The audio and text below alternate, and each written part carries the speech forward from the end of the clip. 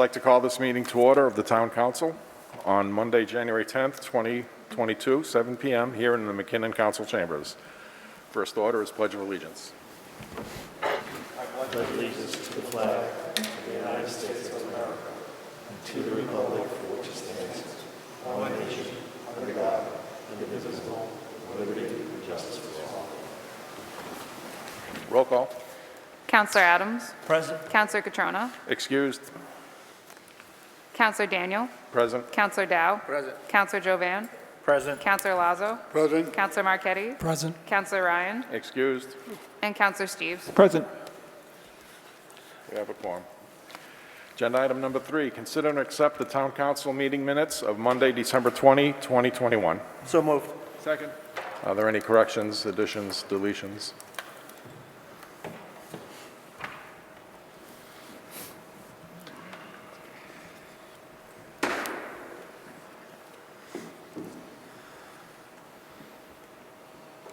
Okay, all those in favor?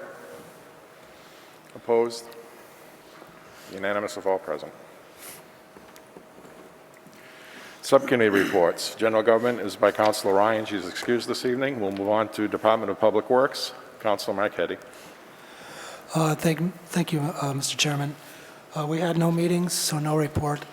We do have a meeting. I thought it was scheduled for January 19th, but then I got that calendar tonight, and it looks like it's been changed to January 20th.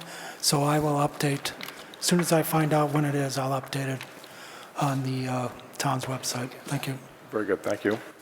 Education and Human Services, Councilor Jovan. No report, no meeting scheduled. Very good. Planning and Development, Councilor Adams. Thank you, Mr. Chair, through you. We had a meeting on the 3rd of January, and items number 12, 14 through 19 on tonight's agenda. Our next meeting is scheduled for the 20th of January, remotely. Thank you. Very good, thank you. And Protection of Persons and Property, Councilor Lazo. No meeting scheduled and no report at this time. Very good. Agenda item number 5, Chairman's announcements. I have no announcements this evening. Agenda item number 6, Town Manager's announcements. Mr. Manager. Thank you, Mr. Chairman. As you know, most of us are wearing masks here this evening. We have seen an uptick. We had a meeting last week. Again, we had one today. Mr. Pelletier could not participate, but he just did give me a briefing. We're continuing to see the case numbers rise beyond what we've seen in recent months, akin to what happened last year. We did test last week. For those who weren't aware of our employees, it was well received. We had no incidents. We continue to communicate closely with our departments, the school and Harrington Hospital. We've had no employee-to-employee transfers that we're aware of. We are continuing to monitor the situation, but at this point in time, our goal is to keep the town hall open. The only time that we would be considering any changes is if we got to a critical staffing level, if we had too many people in a particular department or too many people in total out of the building. But otherwise, we are making do, just as the school and everybody else, and I encourage everybody to remain vigilant and wear your mask. COVID has impacted us in other ways. As you know, we're having difficulty finding snowplow drivers. The DPW has not been immune. They've had some. They have 3 positive and 1 exposure. But I would like to make the council aware. I was copied on a letter from Chief Woodson to Heather Blakely regarding recognition of outstanding effort that was written on behalf of Mr. Zuziak over at the DPW. There was a jackknife tractor-trailer truck down by the Golden Greek on a Mass DOT road, and he went over and above to assist the police department in its ability to extract that truck after it went off the road. And Chief Woodson felt compelled to recognize that effort and send a letter to Ms. Blakely recognizing it. Ms. Blakely also wanted to note that this was actually a section of the road that was handled by Mass DOT. The flash freeze that we saw last week was unexpected. It caught a lot of people off guard, but we were able to respond to that and minimize the number of issues.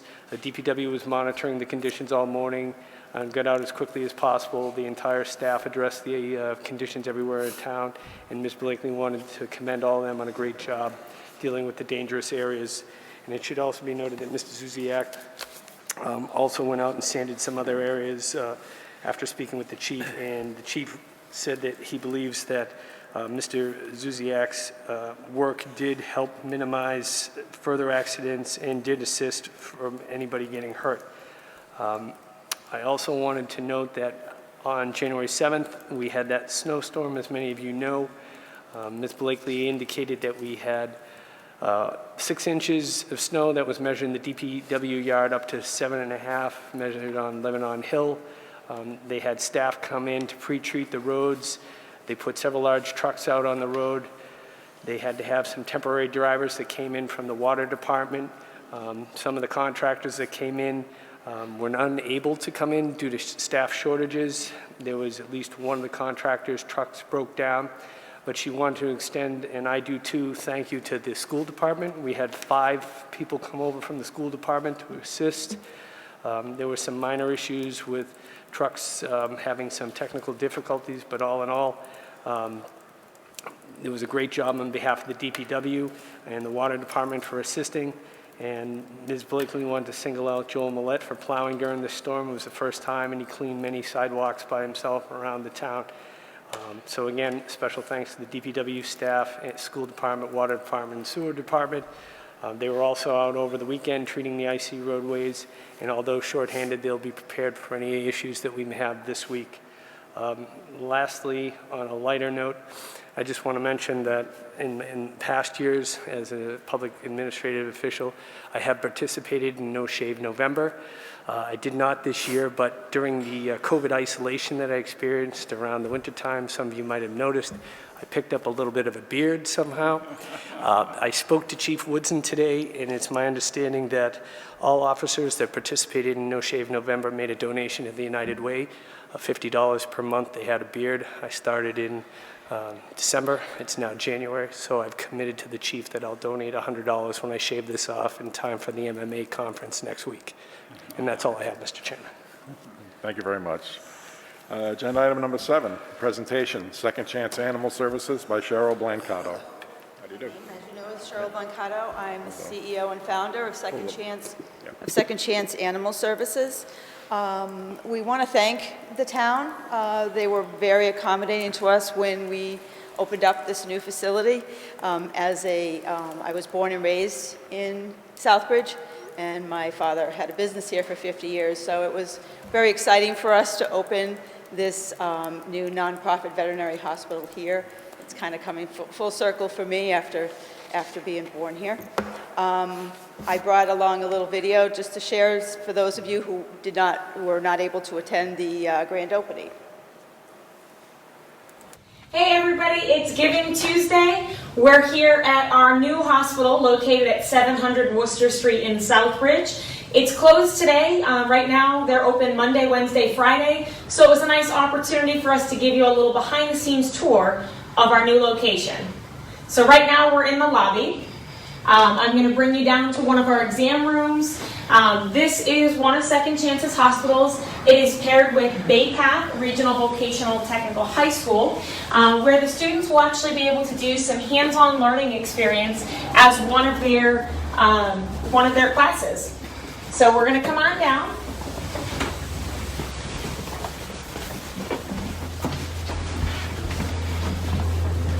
And this here is one of our exam rooms. This is where clients will bring in pets to be seen for wellness exams, sick visits, vaccines, all of those things. Just like our other hospitals, this location in Southbridge, we will be doing wellness appointments. We do have a surgical area. We have not yet started surgery here, but that is something that is coming.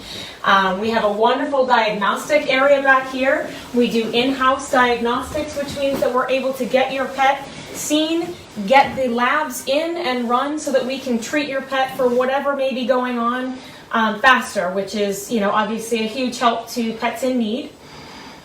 This is how we help 40,000 animals a year. It's not only through our wellness exams, it's through surgery, it's through diagnostics, it's through vaccine clinics.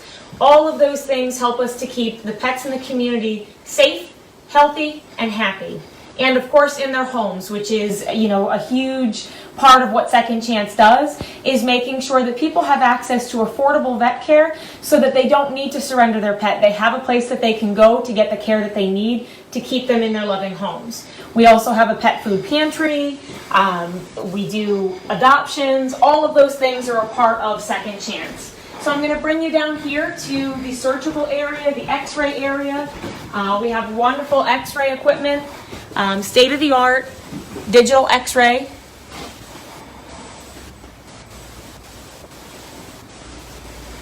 And then over here we have our surgical areas. So we have the surgical area that's used for spay, neuter, foreign body, any sort of specialty surgery. And we also have a dental surgery suite here. And those services will be coming to Southbridge soon. We know that these are very important things in helping to keep pets in the community safe and healthy. Second Chance specializes in doing, a lot of those surgeries that come up. I mean, we all know that things happen when you own a pet, and to be able to have a resource like this in the neighborhood is very, very important to the community because it does put access to care within reach for everybody. Downstairs in this location, we do have a classroom area that is for the PayPath students when they're here learning. And so we're very excited for the partnership because it's going to give a great hands-on experience for those students, and it's going to help us to really bring more services to the community here. So this is what Second Chance is all about. This hospital is just going to add and help us so that we can help more than 40,000 pets each year and continue to be there for pets in need in the community. Vocational, so we will be providing students with an opportunity to get a vet assistant certificate. So we're very excited about that as well. This is our 4th hospital. We are now the 3rd largest animal welfare organization in Massachusetts, so we are very excited to bring the resources to Southbridge. Like I said, I was born here, so it's nice to bring it here, but we really appreciate the fact that the building department was super helpful since we started building this just when COVID hit.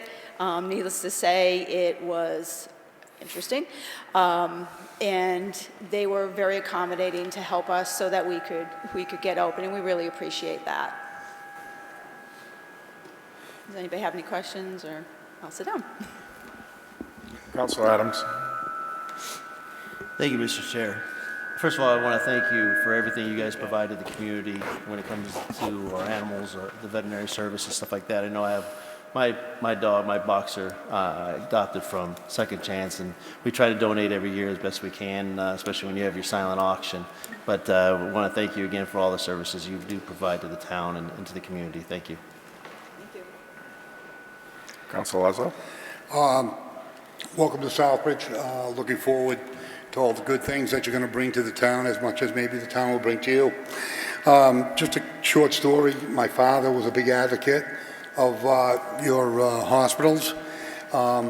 He donated to them. Even in his passing, all donations went to your hospital. So he was just, you did something with one of his dogs, and he was like, you were his hero until he passed. But welcome aboard, and looking forward to working with you. Thank you. I love to hear those stories. I appreciate that. Councilor Marquetti. Thank you, Mr. Chairman, through you. So where is this located? It's at 700 Worcester Street, right next to the Dunkin' Donuts. It's in the old Jehovah Witness building. Okay. And has business been pretty brisk? Have you had a lot of business? We are busy, yes. We're open right now Monday, Wednesday, Friday, because like the rest of the world, we are not fully staffed yet at that building. But yeah, we're very busy. And what type of issues do you have with animals? I mean, could you just give me like an idea of what kind of things people bring their animals in for? Or? They bring them in from anything from spay neuter, general vaccines, wellness exams, sick visits, We will have a surgery suite, the surgery and operation soon, like the rest of our hospitals. We've seen, over the past year especially, we've seen a lot of emergencies. I don't know how many of you are aware, there's a vet crisis in the country right now, shortages of vets. A lot of vet hospitals are struggling to keep fully staffed, so we saw a tremendous amount of emergency surgeries, including foreign bodies, when a dog or a cat ingests something they're not supposed to. We did a lot of those over the past year, a lot of emergencies, traumas and PIOS, which is an infection of the uterus. We saw a lot of those over the last year. So we do a lot of that, but we are a full-service hospital. We do everything there. We are not 24/7. We are not an emergency hospital, but we handle all of the regular things, both sick and well. All right, thank you. Good luck. Thank you. Councilor Dow? Thank you, Mr. Chair. To you. Welcome to the neighborhood. I'm your neighbor, so hopefully we can get along. I'm sure we will.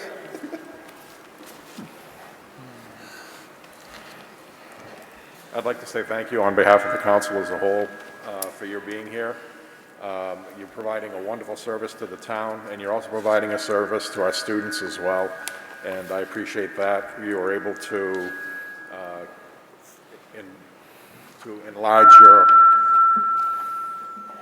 enlarge your contribution to the town and to the students in town. So thank you very much. I appreciate it.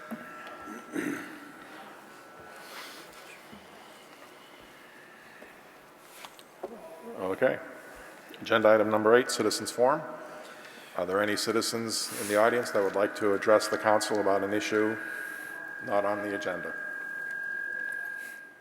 Yeah, I want to address Mr. Marchetti's question to the town manager at the last town meeting. After I spoke, Mr. Marchetti said to Mr. McCall, and I quote, "Did you kill his dog?" unquote. After some legal mumbo-jumbo from the town manager, the question was not answered. And so Mr. Marchetti asked again, "Did you kill his dog?" The town manager answered, and I quote, "My understanding, the dog is alive and well. He was placed at the 11th hour. The ACO was still looking to place the dog somewhere, and the dog was placed," unquote. The vague wording of the town manager masks what really happened.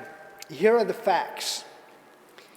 As a reminder, at the last town council meeting regarding my dog, Southbridge ACO of the Year said, and I quote, "I don't have any other options for this dog. My recommendation is to bring him to a vet and have final services performed on this dog," unquote. It was voted by the majority of the town council to do just that, kill my dog. ARC approached the ACO at the break in the meeting to say she could place the dog and was rebuffed. I heard her say, "Mary Lou, no."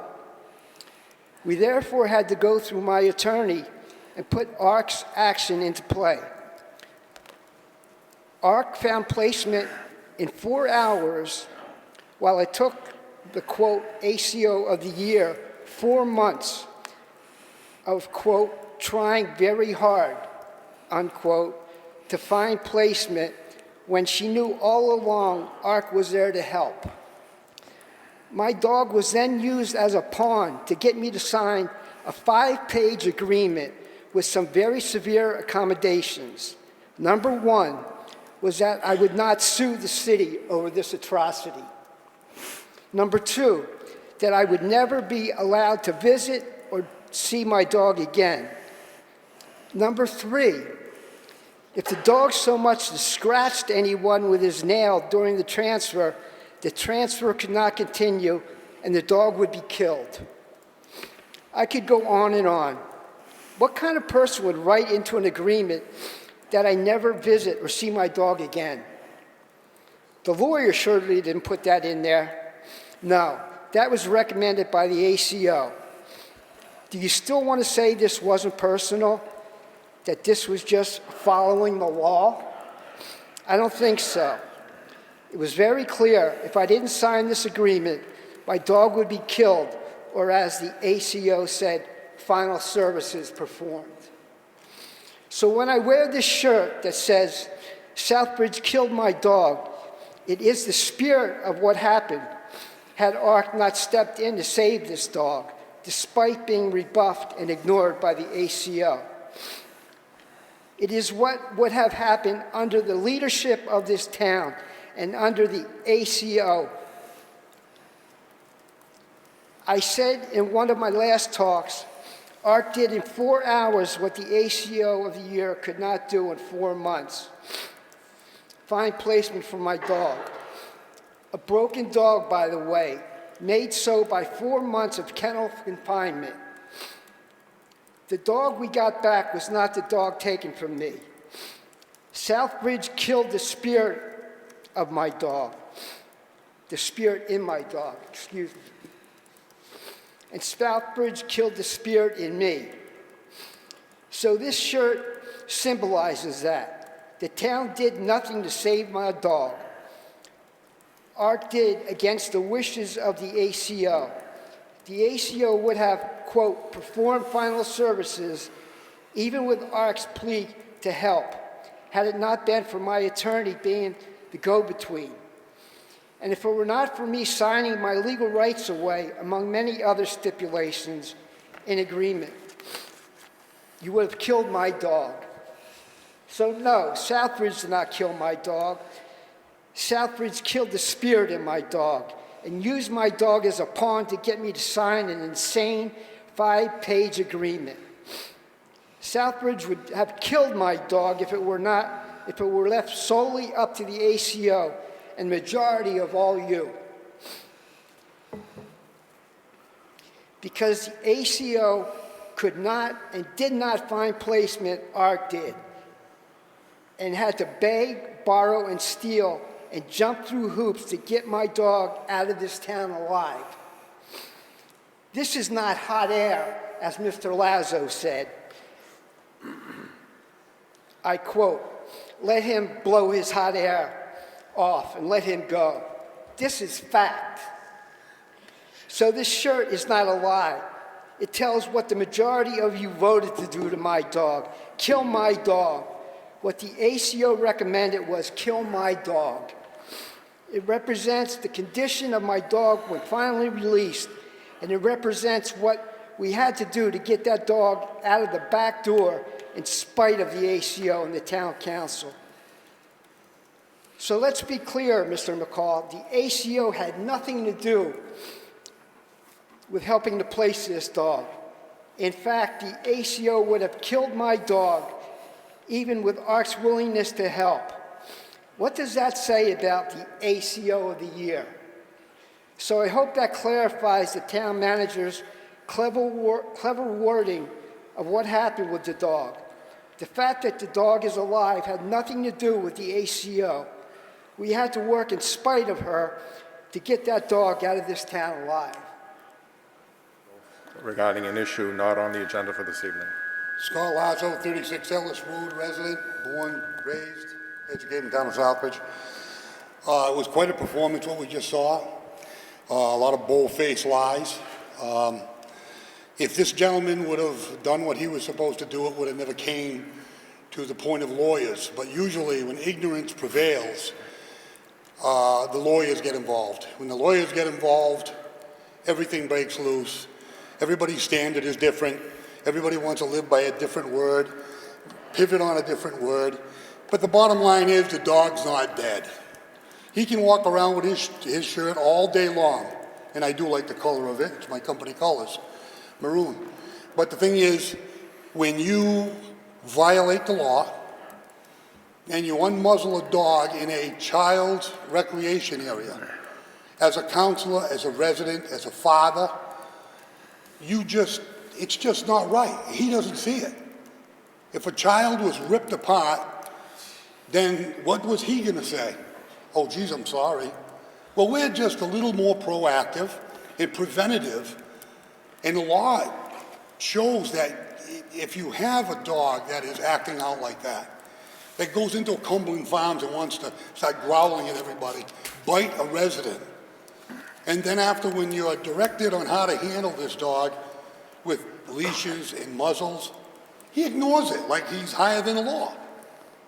So just to the residents of Southbridge, I'll blow my hot air all the time. When I have something to say, we'll say it.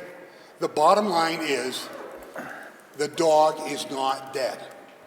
And the blame game can go on for the rest of this man's life, and if that's what he wants to, it's his choice. But as an elected official and a resident, I don't want his dog in the town of Southbridge, or any dog like that. And you know, everybody's dog is personal to them. But that's when you don't think about your residents. You think about yourself. That's him walking out. Thank you. Mr. Chairman, point of inquiry. Certainly. Thank you. My inquiry, sir, is to the fact that while we do have citizens forum, which we do allow citizens to bring any issue not on the agenda, at some point, this continued dialogue by this resident to aspirations against our animal control officer, I think it's incumbent on us to provide some kind of response to the public as to what exactly occurred at this. And I don't know what the best way to go about it is, because I don't know if it's an agenda item at a future meeting. However, there are many allegations that this individual continues to make in his 5 minutes, of which he is welcome to come before this body and this town to speak.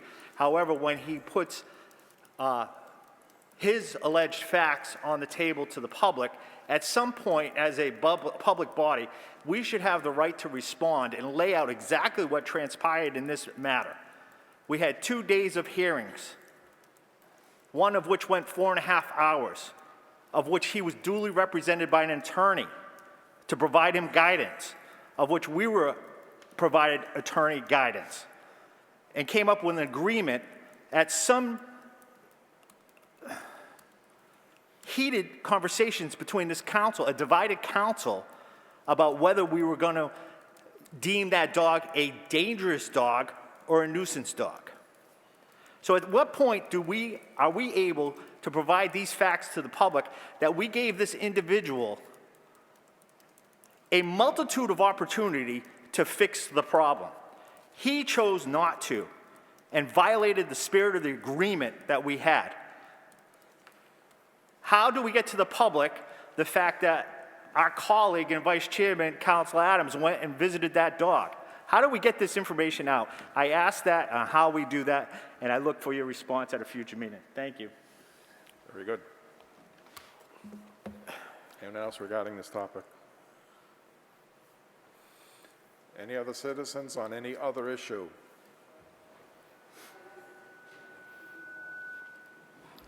Very good. Let's move on, please. Agenda item number 9.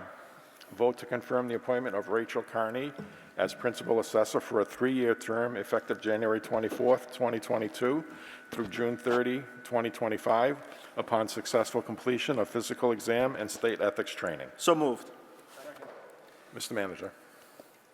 Good evening, Mr. Chairman, members of the council. This evening, I'm pleased to present to you Ms. Rachel Carney, who is our candidate for the Principal Assessor. As you know, Will Knoyer, after many years of dedicated service to the community, recently retired. He was also our IT manager. But we need a Principal Assessor to function properly for evaluating properties, working with the tax rate, making the presentations to this body. We had a team assembled of our new HR director, Adriana Rabena, Sharon Ashley, our treasurer, Ms. Harnois, and Mr. Knoyer also participated even after his retirement date in the process. We received resumes and interviewed candidates, and we spoke to Ms. Carney several times, and Mr. Knoyer had come up with a series of pointed questions and technical questions that the rest of us wouldn't have known based on his acumen as a principal assessor. And at the end, after interviewing the candidates, we all agreed that Ms. Carney was more than qualified for the position, and Mr. Knoyer concurred and said that she would make a great next assessor for the town of Southbridge. So with no further ado, I would ask that the council respectfully approve this recommendation that we hire Ms. Rachel Carney She comes to us from the town of Barry, where she has been recently the assessor there, an administrative assessor, and as well as in the town of Warren. She is here this evening, should anybody have any questions, but I think we'll be well served going forward with Ms. Carney. Councilor Marquetti. Thank you, Mr. Chairman, through you. I don't know if these are working tonight. Thank you for bringing this name forward. I just have a couple of questions. First of all, this did not go through a subcommittee, correct? No, it did not. So I was just wondering why it did not go to a subcommittee. That's one question. I mean, I think we have subcommittees for a reason, to vet these things, so we don't ask a lot of questions at these town council meetings. The other question I had was, the town manager, through you to the town manager posted this position that there was a requirement of a bachelor's degree. And I was just wondering why. Is that required? Is that required for this position? I don't know if it is or not. I really don't know, but that's how he posted the position. So let me answer the first question first. I did place a call to Councilor Ryan asking if we could move this up. Right now, if you were to go out on the MMA's website for municipal jobs, you will see that there are a large number of municipal jobs open, and there have been a lot of principal assessor positions open across the Commonwealth and in this area. And one of the reasons we wanted to expedite this was, one, Mr. Canoyer's departure. We wanted to get somebody in as close as possible to his departure to try and get a transfer of knowledge, and he has indicated a willingness, even though he has left the employment of Southbridge, to help us from time to time during this transition, but also ensure that if we found a qualified candidate, we didn't potentially jeopardize that with our own scheduling. So once we had worked out the terms of the position, I had spoken to Councilor Ryan, I've spoken to Chairman Daniels, could we expedite this rather than potentially waiting another 2 weeks and having any issues with this offer. So that was the rationale there. Number two, I think the posting may have happened prior to, let's put it, I can't tell you whether it was our new HR director or our outgoing HR specialist who put up the position. Oftentimes, the posting will have a recommended level of education, but it can also say based on the combination of education and experience. I don't have the posting right in front of me, Mr. Marchetti, but oftentimes it will include both options that, and in many instances when we're seeking people, we will look at a balance of education versus experience when we do make those decisions. But as I indicated before, Ms. Carney met twice with us, and Mr. Canoyer did ask an awful lot of questions relative to the position, and she seemed to have all the answers to the questions he asked relative to being a principal assessor. So based on his recommendation, I believe that she's qualified. So hope that answers. Yeah, I was just curious why that was posted that way. I don't always put a lot of stock in bachelor degrees. Sometimes people are experienced well beyond the educational level. So I just was curious why that was posted. I see that, I do have it in front of me, and I do see that it was also included a combination. So clearly you saw something in this person that you felt they were a good candidate. Also, I was wondering why there was no salary posted here.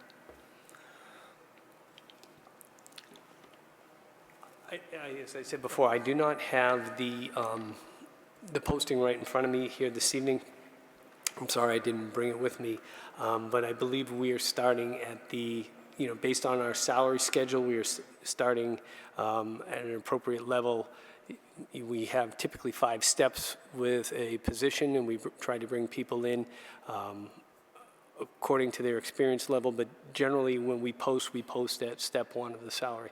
And I can get back to you with that answer. I don't have it offhand. I'm sorry. Councilor Steves? Mr. Chairman, I cannot hear a word he's saying. Mr. Chairman, I still can't hear I him. don't I think his mic- apologize, Council Steves, but we cannot hear you at The all. mic on? I don't know, is it does- on? Can you hear It me sounded like now? it was on. Can you guys hear me? Okay, little now you bit, can, yeah. okay. I said I had a question for the manager and a couple of quick questions for Ms. Carney, if that's possible. For the manager, I was curious, how many applicants did we get? And can you say anything more about that? I know obviously you don't expect you to identify people that we decided not to deal with, but how many did we actually interview? Can't remember the total number of applicants that we had. I will say, since we've experienced COVID and the Great Resignation, we get some unusual applicants for almost every position we have. I'll just say that. But I know we had some decent resumes, and we interviewed a couple of people for the final position. So we did have some people that did meet the qualifications. And what I alluded to earlier, we have people from all walks of life saying, hey, yeah, I've always wanted to try and be a principal assessor. You do get those applications. We do a triage of people that have no qualifications, some, and that are very qualified. And from that top tier is when we start to pick our finalists. I don't have the number, but again, to Mr. Marchetti's point about the salary, I can get those for you. We did a lot of our finalist interviews a couple of weeks ago, I think, right around the holiday season, so I have to check my notes. Yes, I saw she was here a few minutes ago. I don't know where she is at the moment. Hello. I just had a quick question. I noticed on your resume that your background is actually, that had been real estate and then in childcare. I was curious about why did you decide to want to become an assessor from that background? Hi. Gosh, all right, so real estate, well, I should just go back a little bit further, which is probably not on there. And the reason why I did not graduate college was that my father owned a hardware store in the small town of West Brookfield. Mm-hmm. And I did attend college for several years, didn't know what path I wanted to take. And my father went through a divorce, and I decided to drop out and become a manager with him for that store, and I really thought that was my life's path at that point. Years later, I decided to move on and got into real estate. And I absolutely loved it. My father was a builder, so I had a very strong background just from seeing him do what he did and working in real estate and just the construction materials and so forth. So I had a very good understanding of all that. And I flourished, started a family, changed courses again. I did continue to sell real estate while I was raising my family. I literally had my son in my little carrier going to office meetings and on showings. Did that for quite some time. As they get older, it got a lot more difficult, and I got pregnant again and decided that opening a home daycare made sense for me. So I did that for 4 years, I believe. I would never do it again, but it was the best experience to be able to be home with my kids. But I'm a people person. I definitely need to be out there working and in the field. A position opened up in the tax office in our local community municipal office, and I jumped on it. I had older kids in my daycare, so I was doing before and after school only, so it was a daytime, something I can do while they were at school, and I loved it. Loved it, loved it, loved it. So I could not close that daycare fast enough. And with that, I also worked in conservation. So it was a two-position job. And then Board of Health opened up full-time, and I snatched it and closed the daycare.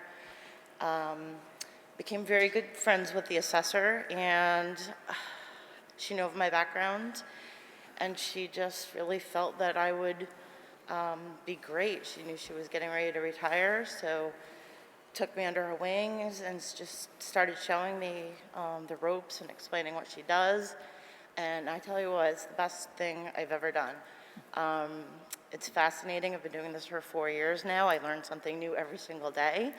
I know what I don't know, and I know what I know. So I think it's really important to make sure that I'm doing everything accurately and finding out the answers to things I don't know. And I love it. I've recently moved to the town of Barry, just because working in your own hometown is difficult. I really enjoy politics. I like to be on boards. I was recently on conservation, involved in doing a park restore and maintenance project.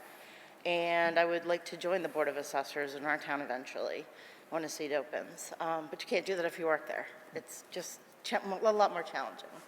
But then this opportunity arose, and I just was really looking forward to a chance to have more of a learning experience and more challenges.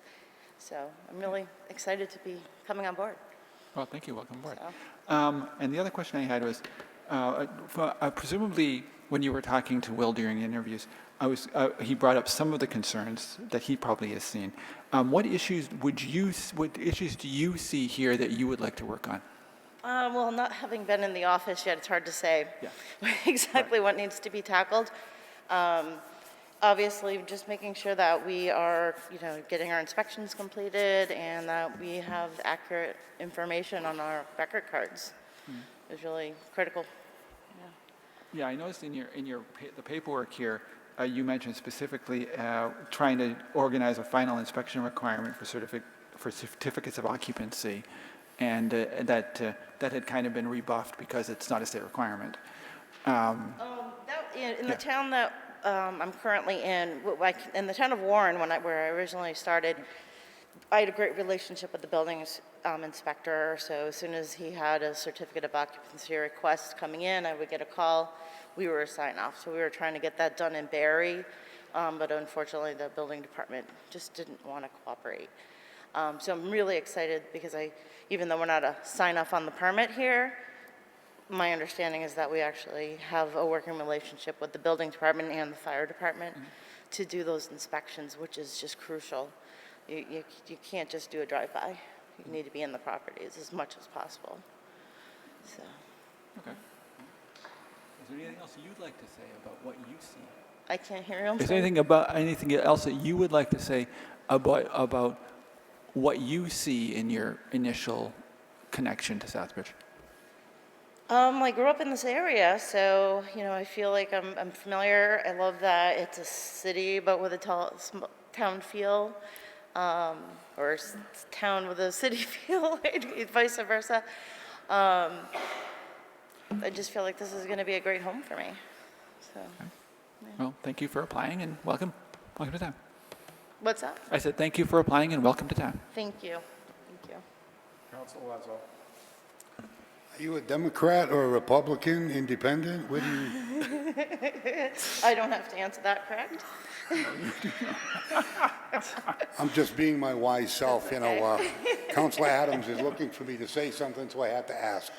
Okay, I really don't have any questions for you. Okay. I do have some for the manager. Mr. Town Manager, is Will Canoia offering any type of comeback if we need some history from him or some background? I mean, anybody that comes into an assessor's office, sometimes you sit there and say, why did we do this? And it's always nice to have somebody that is a phone call away to help. He did offer. And I know Will very well, and I think I know the answer, but I'm asking. As I believe I alluded partially in one of my other answers, he did say to me that he would make himself available. We specifically chose not to bother him in his first week or two of retirement. But once Ms. Carney comes on board, if there's some questions, he said that he would make himself available to us. Nice. And I think you probably know this, and I sense it. He has a commitment to the town of Southbridge, and I know he wishes that we succeed after he's gone. So I'm confident that we'll be able to make the transition, even though he's already left. Mr. Chairman, I'm going to be supporting the appointment tonight of Rachel Carney.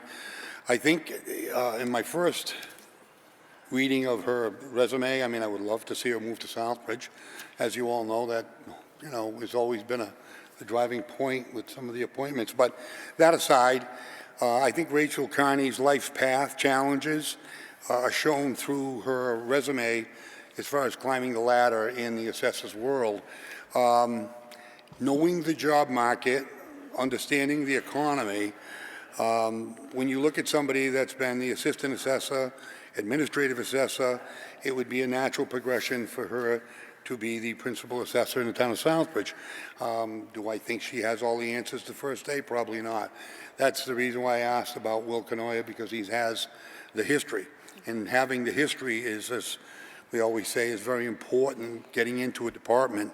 And don't get me wrong, I know you're going to do it your way once you get there, but to find out where we were, where we are, and where do you want to take us is big. But I want to just say I am favorable, and I welcome you, and looking forward to working with you. Thank you.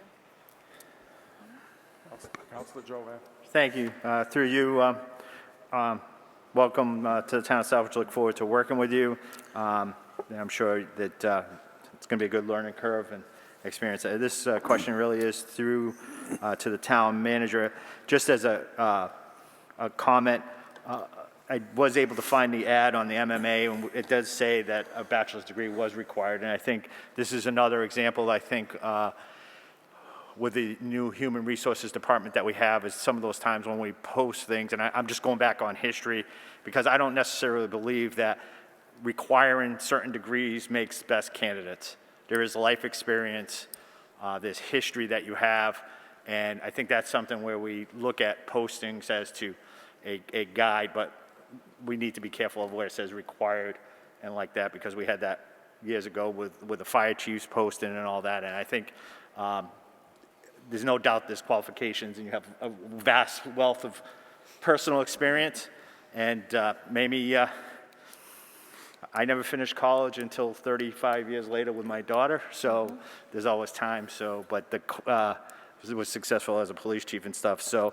I think the requirements of that, sometimes we get ourselves pigeoned in with certain times when it comes to these type of bodies that they say, well, the ad said required, and why is that? And no disrespect to the previous speaker, but just something I think human resources, when we post these things, just to take a quick look at. But there's no doubt that you have the qualifications to come here and join us, and welcome aboard. Thank you.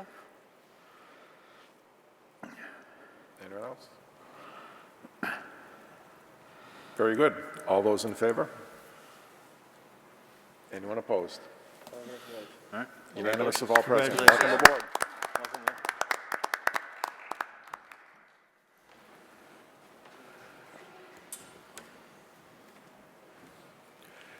Agenda item number 10, vote a transfer of $5,000 from Town Council Reserve number 001132.578100 to Town Manager Salaries number 001123.511000 to fund the Town Manager's deferred compensation contribution. Any discussion?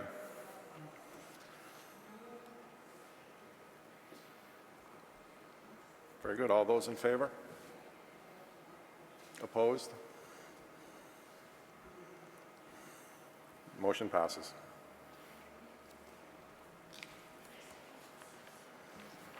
Item number 12, vote to approve the Cable Access Department request to declare the list of outdated equipment surplus and post on the municipal auction site. So moved. Second. Discussion. That would have been Councilor Ryan's committee. As I recall, it was a 4-0 vote to move this up to council. Any discussion? Councilor Marquetti. Thank you, Mr. Chairman. Through you, I would still like to see an accurate and complete website address for these items. I did ask for it at the meeting, subcommittee level. I haven't received that yet. And that's all. I support it, but I would like to see the website. Thank you. Mr. Manager. I couldn't hear all of Councilor Marquetti's questions. I don't believe I was at that particular subcommittee meeting. I had a conflict. So what were you looking for? Thank you, Mr. Chairman. Through you, I'm looking for the address of the website where these items are going to be put up for sale. That's all. Thank you. Okay. There's that won't be a problem. Once, assuming this is approved, I'll work with Mr. Cosgrove in here to ensure that we do this in a responsible manner. There's typically a handful of places that cater to public online auctions that are acceptable for the disposition of surplus equipment and used equipment. One that comes to mind that I used in the past community is Municipid, but we already have an account with a similar one where you just put it up and everybody knows it's municipal property. You go by town or you can search by subject matter. So as soon as I identify which one we're going to use, I'll make sure to let the council know they can go out and see it. Anyone else? Very good. All those in favor? Opposed? Unanimous of all present.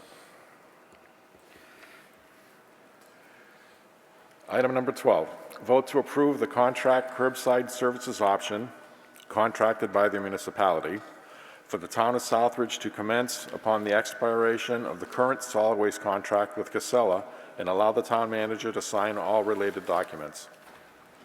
Second. Councilor Adams. Thank you, Mr. Chair. Through you. So this is the time where we make a decision to vote on what our future of our solid waste collection is going to be. I've given two briefs. Excuse me. I've given two presentations already.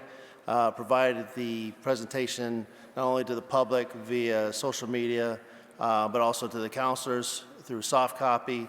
I've asked for any questions that may come up. At this point in time, I had a Facebook Live event a couple days ago where there was just questions about taxes, raising of taxes. I kind of answered some of those as we move forward, and did not receive any other questions besides that.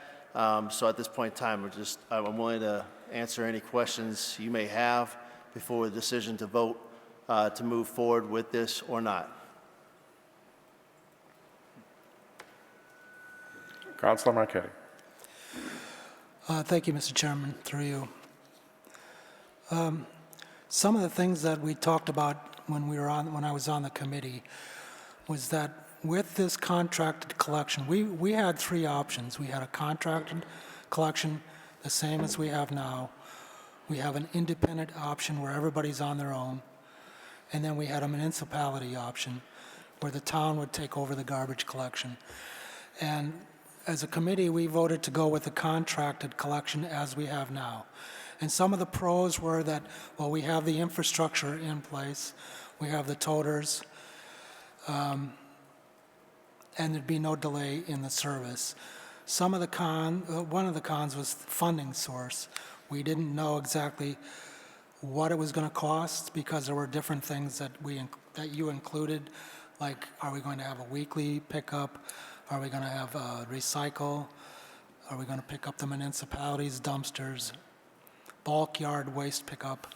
Are we going to continue with hazardous waste day? Are we going to continue with white goods? Are we going to have a transfer station?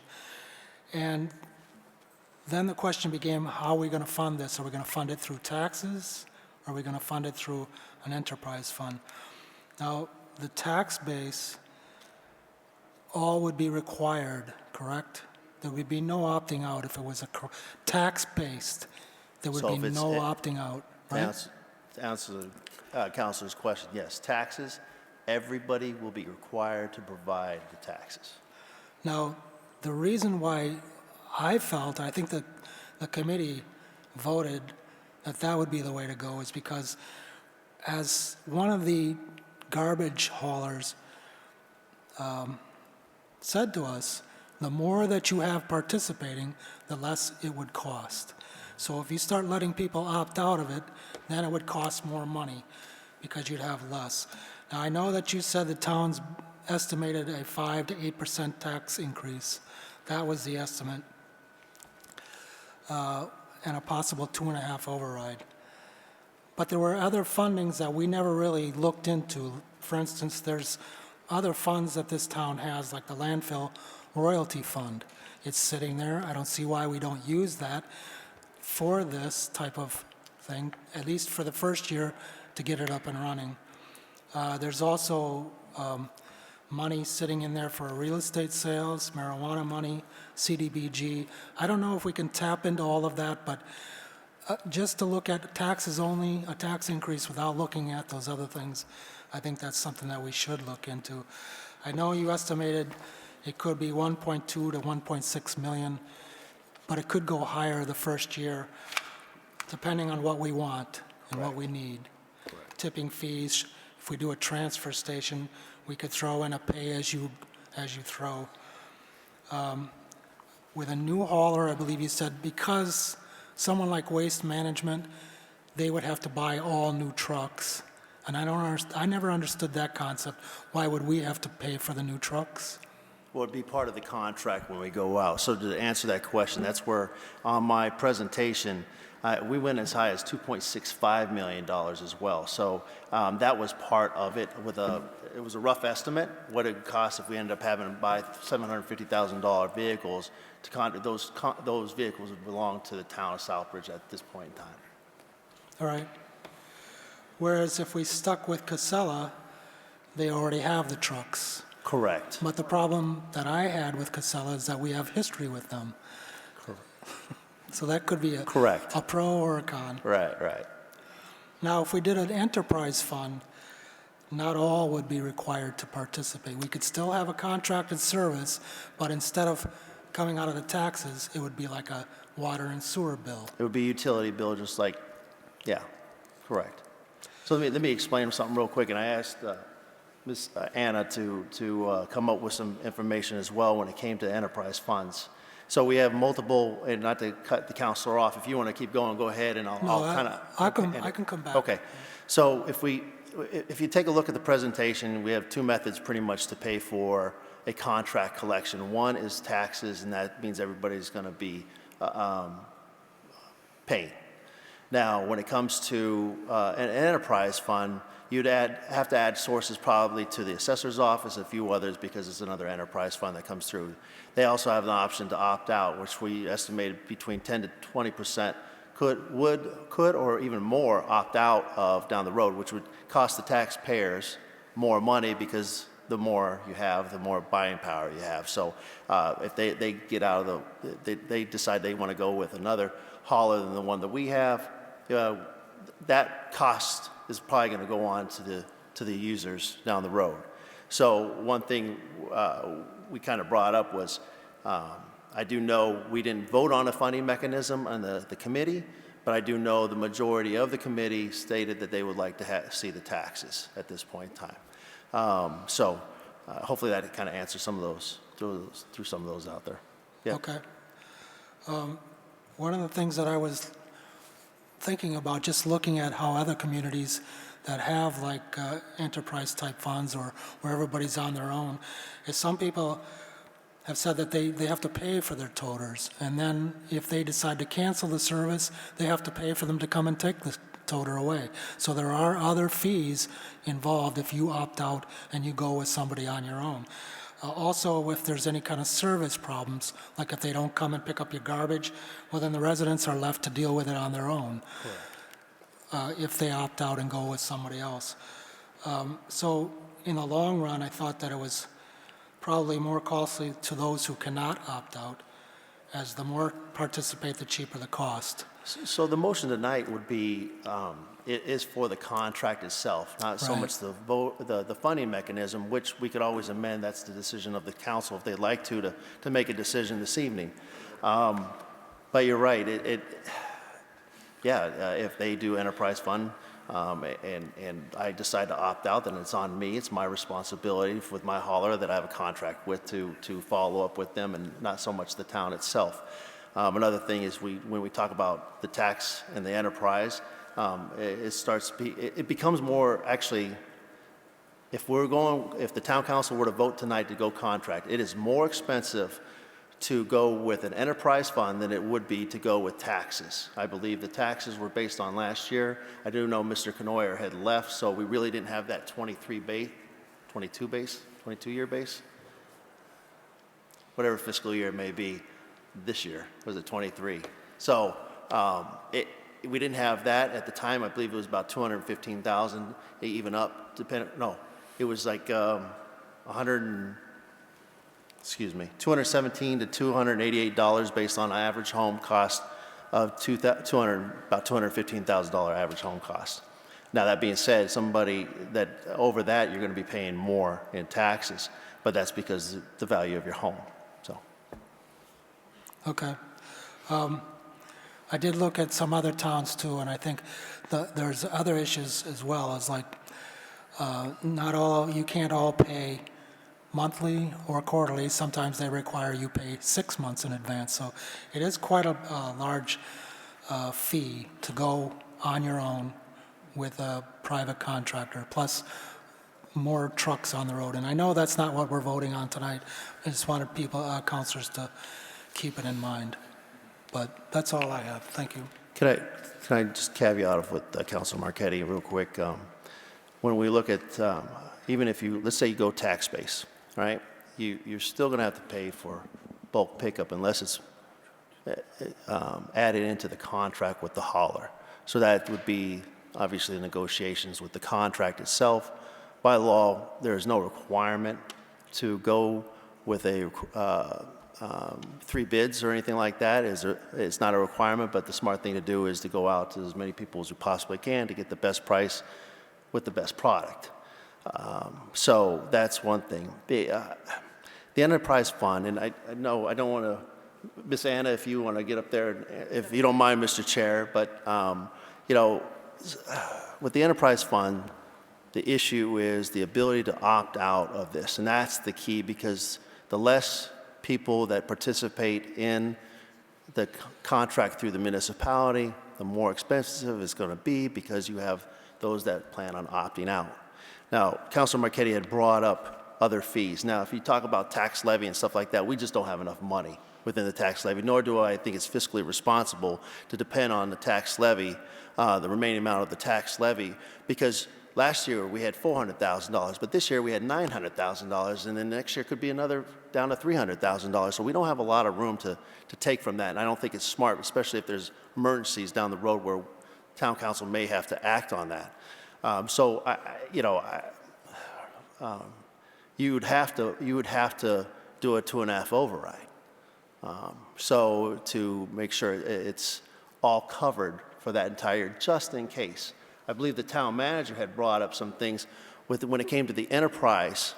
Again, we're still talking about the contract. The enterprise portion of it, he found a town, and I believe a few towns, and actually I had a conversation with the accountant today, that the town may be obligated to help fund some of this as well, straight out of our own piggy bank, because there wasn't enough to cover that year based on what they planned on raising, because people opted out. They lost money. So the council or their select board had to vote to take money out of the budget to pay for that. So I think that's a lose-lose situation for the town, to be honest with you. My personal view, based on all the information I've received over the time. I do say the reason why we put this agenda like it is today was the fact that the council showed interest on 2 items, 2 options: contract and independent. Independent is on your own.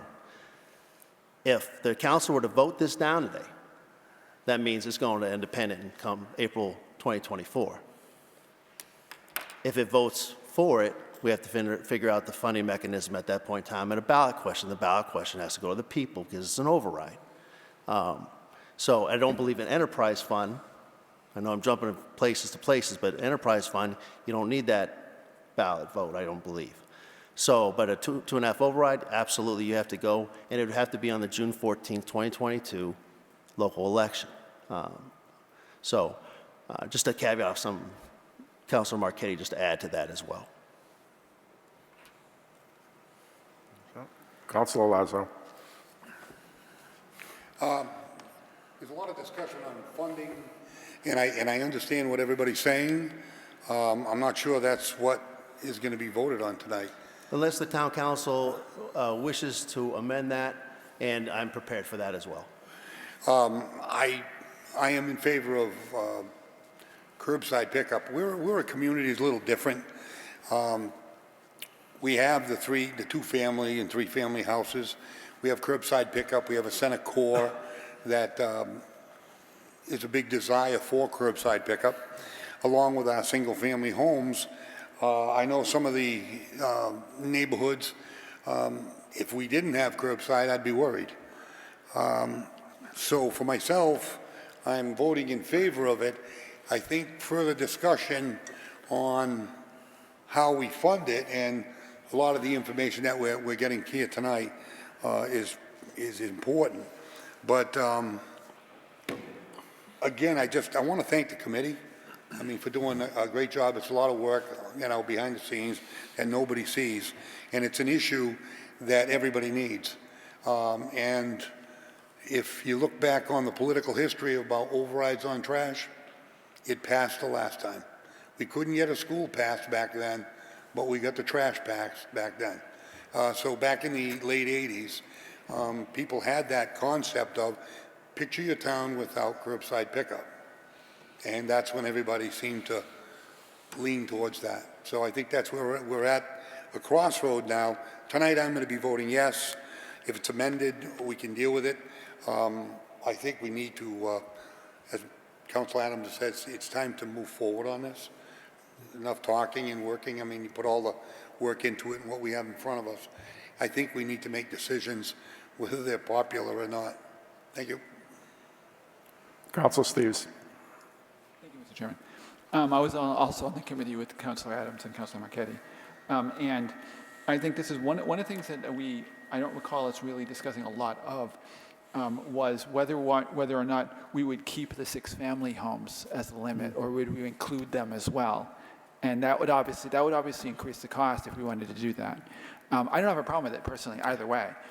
But I don't remember if we raised that issue, if we really dealt with that issue. So I just talked to Ms. Anna here today about that, and I believe right now we have a 6 family, but I think because of the contract we have with Casella, but I do believe it is by state law 3 family lower.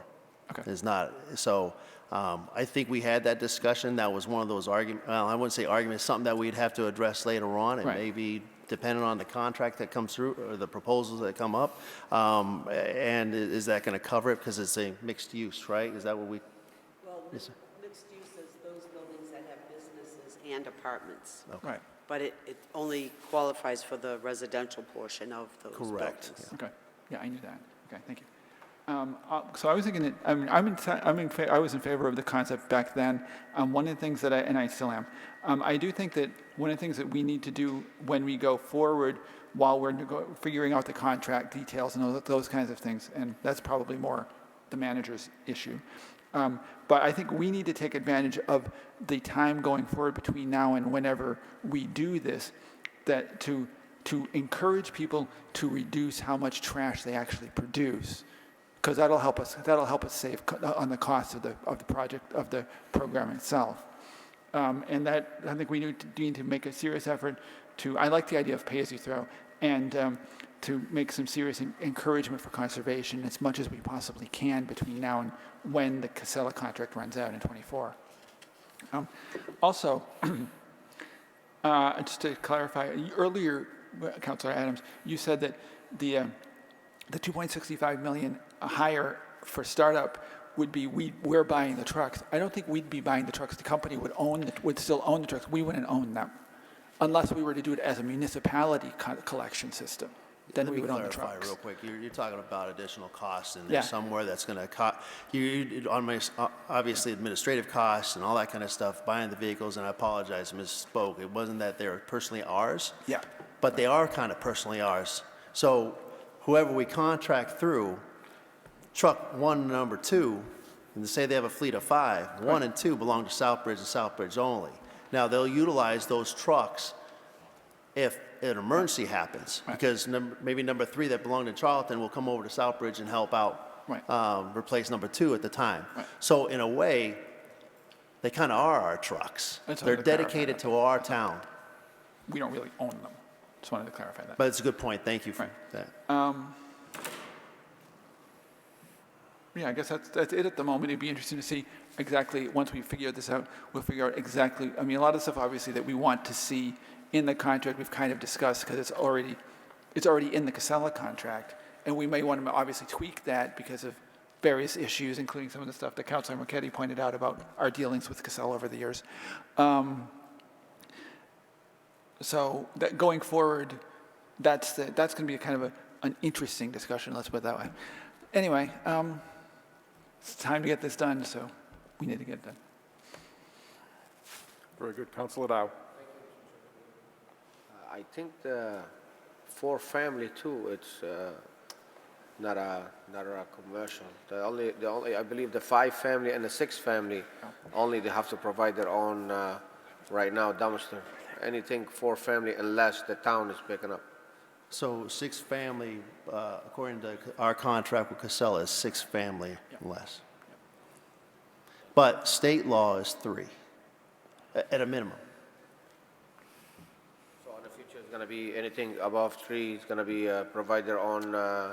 Yeah, it could be. And, you know, obviously, there's negotiations on how it's going to work with the hauler itself, and what does the town really want that, or the onus on the owner of that 6 family, so or whatever it may be. So, you know, I don't see anything wrong with including the 6 family and keep it kind of how we have it now, if that's possible. So it doesn't. There's hopefully a smooth transition. If the people decide on an override they want it, there's a smooth transition from March 30th or 31st to April 1st. Thank you. Thank you. Councilor Lezo. I don't know, maybe a wild question. If we're buying the trucks, why don't we run it ourselves?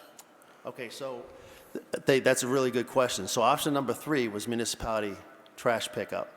That's the most expensive out of all the 3 options that we had. I can kind of go over it. Each truck with 3 trucks is about $750,000 a piece right now. Obviously, depending also what you want. Do you want cameras? Do you want split? You want recycle? You want trash all in one spot? You're almost looking at 11% increase or more probably with municipality. You're also adding, we'll be doing a lot of debt exclusions, obviously, because they don't need to be consistent over the years. You're talking about the tipping fees. Each year comes out to about $430,000. Building facilities, which could cost about $250,000 to that. Hire at least 2 personnel to pick up bulk. Purchase the trucks, which, purchase a truck for bulk pickup could be a $70,000 purchase. Maintain the facility, which is an untold cost. Maintenance, untold cost. Gas, untold cost at this point in time. Negotiate new union contract. You're going to have to hire more personnel within the DPW. Probably an increase in the director's pay because of more responsibilities. Hire a manager, $63,000 to $72,000 a year for benefits. Hire 1 maintenance person, about 63 plus benefits. And all in all, it became almost out of control. Okay. My point to all of that is, whether we run it or they run it, they're going to have these managers. They pay them. Yeah. They're going to have to pay the tipping fees, like we're going to have to pay the tipping fees. They're going to have to pay for the repairs or whatever that they have to do on the equipment. What I'm saying is, and they're still making a profit. So if, say, a Casella comes in, we buy the 3 trucks or 4, whatever it is, and they run it. They have the same overhead, and still, the way I always looked at it, if you're in it in-house, you eliminated the profit margin. We bought a water company that made $1 million a year when we purchased it. And when it was making $1 million a year, we wanted to make sure the money went into a revolving account to stay in water for water relining, water quality. At that time, they were talking about an infiltration plant. So we thought that it was going to be 3 years contract with RHY, and then we would take it back over and run it as a town water. At the time, we ran our own sewer plant. But government changed and the mentality changed, and it was like farm everything out. It was easier, and sometimes it swings. The pendulum swings from private sector to public sector. But when you're looking at a company like Waste Management or Casella, and you look at, they're in business for money, to make money, and they're making money. And if we buy the trucks and we eliminate the profit margin, but we still have to pay the same management people, the same laborers to do the trash, I'm sitting here saying I don't see how that gets more expensive, because we're getting rid of the profit margin. or lowering it because we're doing it in-house. Well, I don't know, maybe it needs, Just an explanation. I mean, what I've kind of rambled off really quick on some of the numbers is that's my evidence that I have to maybe help answer your question. But obviously, the town council can make that decision down the road. I completely understand where you're coming from. But again, I guess it comes as, do we maintain these vehicles or do they maintain these vehicles? Drivers, do we have them or do they have them? Who pays the bennies? And going from there. Where is it going to be housed? Is it Waste Management or is it going to be at the DPW compound, stuff like that? so there's more homework ahead as far as on the numbers and finance. I mean, we could take or town manager, I mean, and the staff can take a look at, obviously, what it could cost, how expensive it is, but I guess we could take a look at that. I mean, to trying to offset some of the costs and the margins. Sure. I mean, the main thrust is we have to do something. We can't sit on our hands much longer, and we're kind of getting short on time. But the thing is, if you're going to go to the taxpayers and you're going to run it up the pole for an override, all those answers have to be in line with solid data behind it for the voters to understand that this is the last hurrah and this is where we have to go. And, trash is one of those things, it's been regulated to death. So, we're kind of in a position where we're going to have to do something. I'm voting yes here tonight, and I thank you for all your hard work on both members. Can I just throw one thing maybe to help out? I'm not sure, and obviously it'd be the town manager who goes through some of this process, him and his staff, but I'm not really sure if somebody like Waste Management is willing to do something like that when they get the trucks at a certain price, at a certain cost and stuff like that, or willing to depend on a town for the vehicles and run it. I don't know. So maybe not an answer, but it's just a thought out loud. There was a trash supplier that we had, Mr. Chairman, Rudzinski out of Webster. Used to pick up all the trash in Southbridge, and we bought the trucks back then. For some reason, that's been the design. And I don't quite understand it, but it seemed to work. And then when he went out, but you got to understand, not too long ago, every town had a landfill.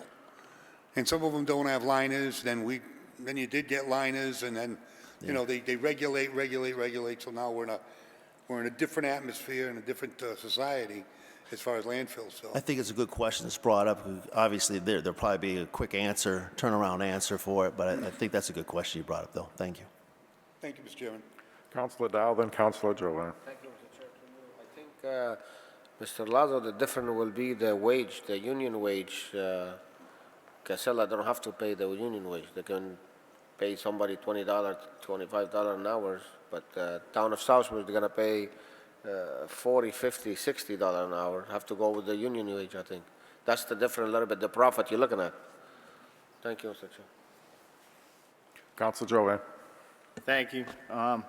Through you, first, thank you to the hard work. I think this was one of the first things that we tackled as a council when I first became chairman, so that we weren't caught up in March of 2024. So I'm glad we're at this point. A couple things. First, I do believe that I'd like to explore that. I think contracting is the way to go, to go out, get the contract, find a service, whoever it is, and whatever the best service that we can provide to the town. And I think kudos also to Ms. Anna and Andy, who have been working on the recycling part in the town to increase recycling, and also the talk about doing some of the community days to bring some of that waste up there, like the electronics, the tires, and all that. So I think we're in parallel tracks to provide some of our own services to offset what we currently get. So that's all good things. So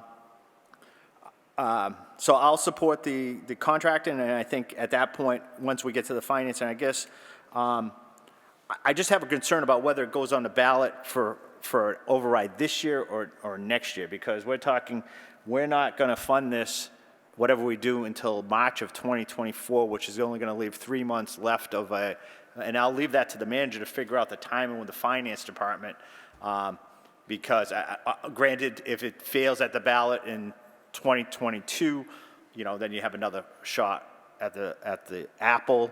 My concern would be that once you vote a override, that becomes a permanent part of the tax bill, which would leave any other council to tap into that money unless it was earmarked.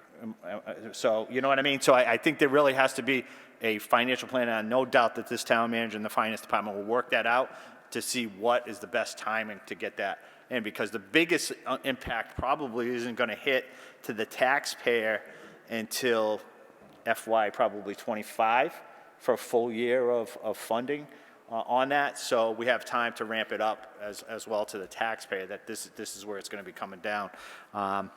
And to the vehicles, I think it's an interesting concept to really pin down. Are we buying them, or is it like, and Council Lazo and I have a lot of experience on the school side, where we have school busing contracts, which we require in the contracts that you will have X number of buses assigned to the town. They will be this year, and that's what is that what we're talking about? So I think there's work to be done, but we could all that could all be done through any RFP or requests for quotes as we go out to explore that. But this is the marching orders to the town manager and his team to say, this is the direction we're going as a town. To the taxpayers, this is what we're doing. And then the education part will be, I think, is really when it comes to the taxes to base, really take a look at if a quarterly bill on picking up your trash by an independent is $100 per quarter, that's $400 a year. And then if you go to the tax base and say, okay, what is that over your tax bill, you're probably saving more money than us just saying go out and get your own independent contract. So that's kind of the things that we have to do as an educational base as well. Thank you, Mr. Chairman. Councilor Adams. To Councilor Jovan's point, as far as the cost, you know, obviously the more expensive your property value is, the more you're going to pay. So I believe Miss Anna had said, told me today, between $500 to $800 a year for some type of subscription or independent contracting through individual residents. So it all depends on you. If you had an average home, you're going to pay less, which probably is, as counselors, that's the best bet, bang for your buck. Then you have those that have over the average value. You're going to be paying more than you would in a subscription. I'm sorry, you're going to be paying more. Yeah, you would be paying more in your taxes than for a subscription. That's just the way it works. So I thank you for the comments, by the way, from the counselors on this. I do want to mention, I think, obviously, the committee, again, I thank them for all the hard work that they produced, and Anna for what all the things that you have been doing here lately, and I know it's leaning kind of on your shoulders in some ways, so I do appreciate all the hard work and being here this evening to answer any questions that may have arisen to you. I will also say, if the town council, regardless of the route the town council decides to take and the people decide if they want to override or not, a lot of education has to start as soon as it's approved or not, whatever it may be, because if we don't do that, we'll always have the proverbial one or two that say, I never even knew that there was no the trash issue. But the fact is, a lot of people are going to be nervous about this. How are they going to go about it? And we have to build a team or some sort to be able to answer some questions or give briefs during town council meetings to think outside the box, because this town, obviously, in the last 30, 40 years, has not had to pay for the trash, per se. I do want to note that we will be working on the transfer station down the road, but we wanted to get this done first and move forward with this. But we are looking at the transfer station. I'll be talking to Ms. Dean with what Councilor Marchetti found about a year ago about the CDBG funds, and see what we can do there and start kind of working on the transfer station itself to offset the cost of bulk pickup, hazardous waste days, stuff like that, regardless of who manages or not.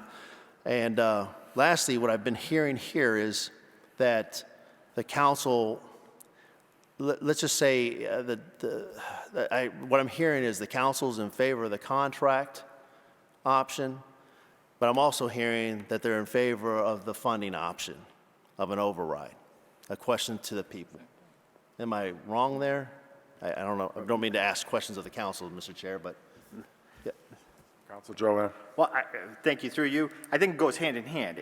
The first step is giving, and we've had this conversation before, is giving the town manager direction that says, as a body representing the people, this is the best avenue that we have because we know we're up against it because of the negotiated agreement with Casella. It's at an end. So this is this is the direction we have to take. And then it's the town manager saying, okay, this is the direction we're going to take. Based on all our research, it's going to cost this amount of money. And then when it comes through the budget cycles, this is where you're up against your tax rate, and there's no room in the tax levy capacity to fund it. So therefore, if we are going to go this avenue in 2024, it's going to require an override. And in order to override, and this is how the mechanism we're going to have to do to get that funded. So it's the vote tonight is really, these are the marching orders, Mr. Town Manager, this is what we have to do, and then develop the financial plan about how we're going to implement it, and then lay the groundwork as the timeline goes on as to when those votes have to take place. Very well. Thank you. Councilor Steves? Disagree. Councilor Dow? Thank you, Mr. Chair, for you. Just a few questions. Single family, they have one family throw trash. 6 family, they have 6 family throwing trash. We're raising the tax equal on everybody, depend on the house value. But if you really look, the single family sometimes is more money from the 6 family in the market. So, I mean, and it generally is not fair for the single family owner pay the same percentage on the tax the 6 family.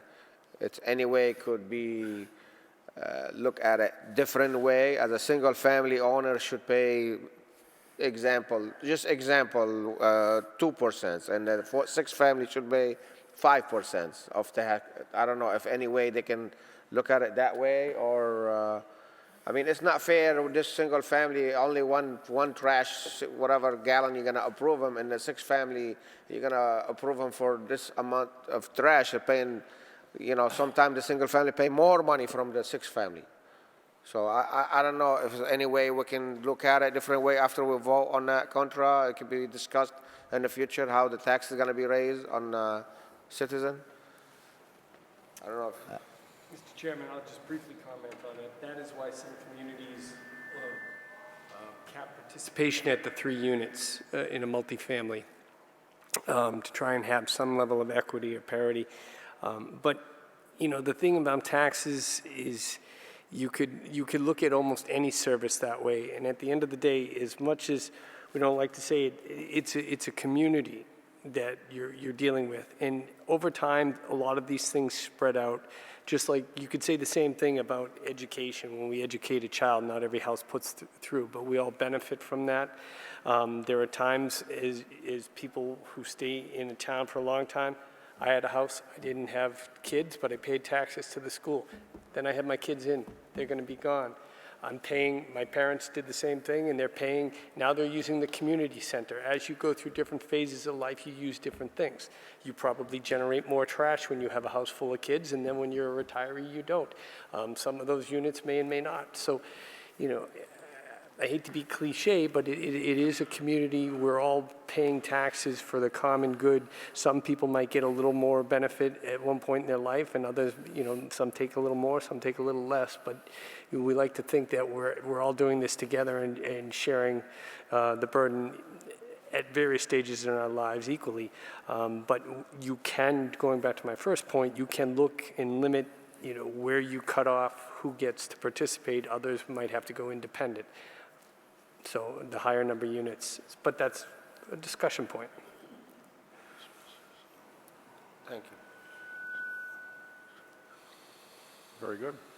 Any further discussion? There being none, let's have a roll call vote.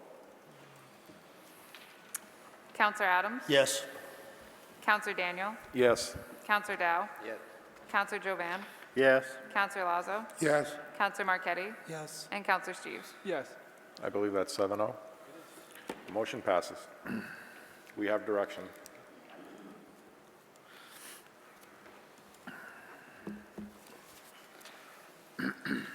Item number 13, vote to approve the contract and master agreement with the Massachusetts Department of Environmental Protection for the recycling Dividends Program Grant and allow the town manager to sign all related documents. So moved. Councilor Jovan. Thank you, Mr. Chairman. This normally would have gone to EHS Subcommittee. However, we had already voted as a council to allow them to apply for this grant. So it didn't make sense to then have to come back because the grant was awarded. We've already allowed them to go out and seek the grant. This is just the execution of the grant. Any discussion? Councilor Marquetti. Thank you, Mr. Chairman, through you. This one is a recycling award that we get from DEP. The DEP had 3.1 million and they gave Southbridge 11,000. This is to keep us safe and clean. Some of the things in here that I was questioning was the way that they gave us these points here. Some of them, like we got 0 points for bulky items, but we do have a bulk pickup, so I don't know why we got no points for that. Center for Hard to Recycle Materials, we have Hazardous Waste Day up at the landfill. We got 0 points for enforcing residential curbside recycling. We do enforce residential curbside recycling. We got 0 points for recycling center access. Again, the blue building up that is run by Casella, but the town is, it's really being run by Casella, but it's the town's recycling center, really. So I don't know why we got no points for those things that are listed here.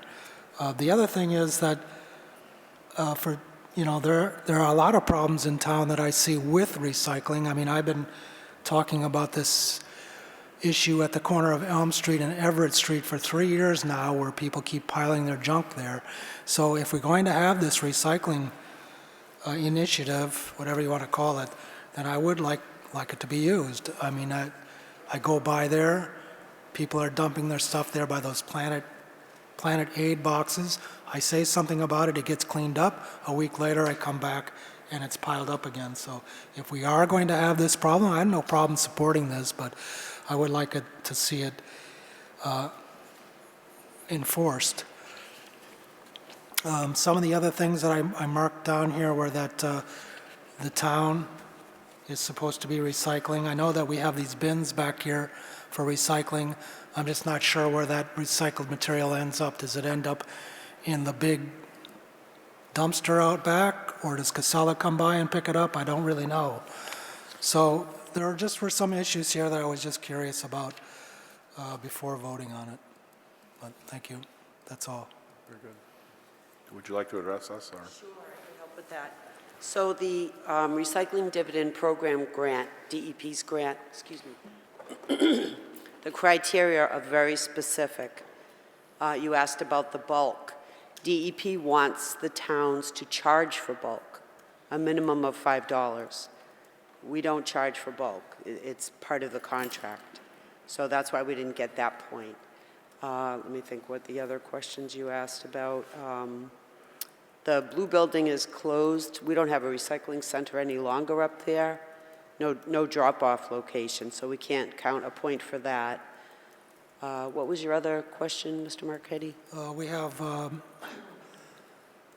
hard to recycle materials. Isn't that what hazardous? It's a specific, you have to do an event and you have to collect 8 items on these events, and you have to do it, I think it's 6 times a year. So we're increasing our services, our programs a little bit at a time. Like last year we did the recycling, the e-waste and the tires. We're trying to build up, and increase it each year. But we didn't have the infrastructure to do 8 items. And I think there was another one. Recycling center access? Yeah, that's no longer there. So that's, if we go to a transfer station at some point, that would be a point we'd be eligible for. All right. Thank you. Any further discussion? All those in favor? Anyone opposed? Unanimous of all present. Thank you very much. Thanks, Anna.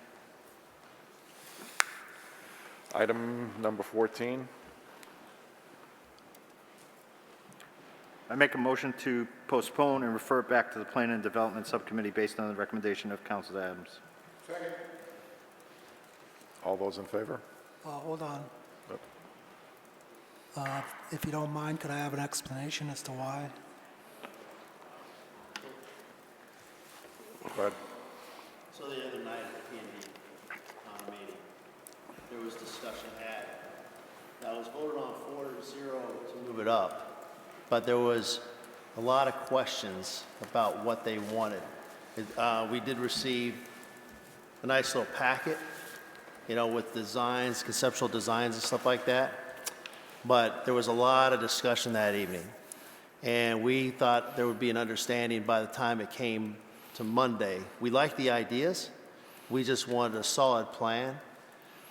So we did make the motion. It was recommended, but as of today, there is no solid plan. I believe there was energy issues at hand. We couldn't get those answered today, so that's why I had recommended to postpone this and actually bring it back to the P&D so we can take a look at it again and with their new plan instead of bringing it right to the town council again. That's it. All right, thank you. Thank you. All right, we have a motion and a second. All those in favor? Anyone opposed? Unanimous of all present. Agenda item 15, vote to approve a one-month extension to the shared streets agreement with Mass DOT to allow time to purchase pedestrian crossing signs with remaining funds and allow the town manager to sign all related documents. So moved. Discussion, Councilor Adams. Well, during the P&D, it was voted on 4-0 in favor of to move forward to the town council. Very good. It seems very straightforward. The background information is very straightforward. Any further discussion? Councilor Marquetti. Thank you, Mr. Chairman, through you. Just a couple questions. How much is left in the fund? We actually did ask that question. I forgot off the top of my head.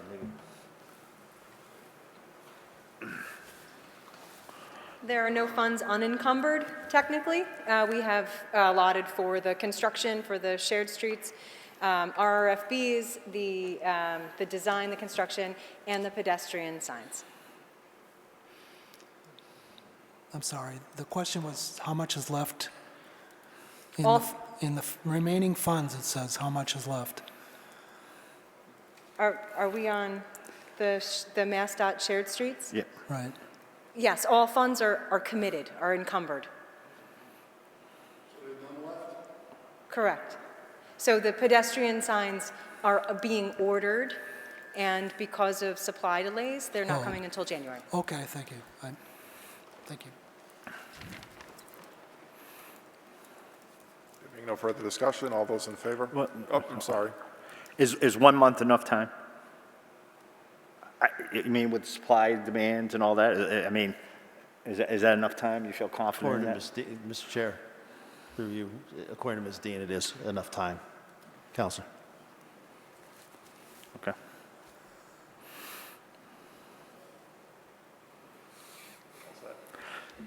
Yeah, I'd rather go 2 months, and then if it's less time, gives them a little more time, because we know how supply issues are going. I mean, it's, you can't get anything anywhere anymore, so. That's right. I'd rather give them more time and it's done.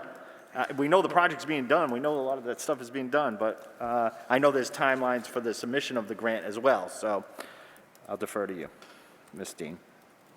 If I may, through you, Chair, just to clarify a little more information. So there are other details that will be brought to the January 24th. There's a balancing change order for the construction. The MassDOT 1 month extension was already provided to us by MassDOT without our asking to enter into a contract with them. They'd contacted me back in November, December, asking how things were going. I was saying supplies are slow, and so they offered an extension. I said, sure, that'd be great. We'll take the 1 month. So it's a pretty casual contract right now. Should we need another month, we can probably go to MassDOT and ask for it, but I don't believe that we need to ask for it at this time. Thank you, though. Thank you. Councilor Adams. Also on the email that was sent, it was very casual as far as the agreement because it's through a via email approval. And it just takes us up to the 31st of January at this point in time. So it sounds like it's pretty reasonable. And as of right now, Mass DOT has already approved it. So thank you. No problem. Very good. There being no further discussion? Okay, all those in favor? Anyone opposed? Unanimous of all present.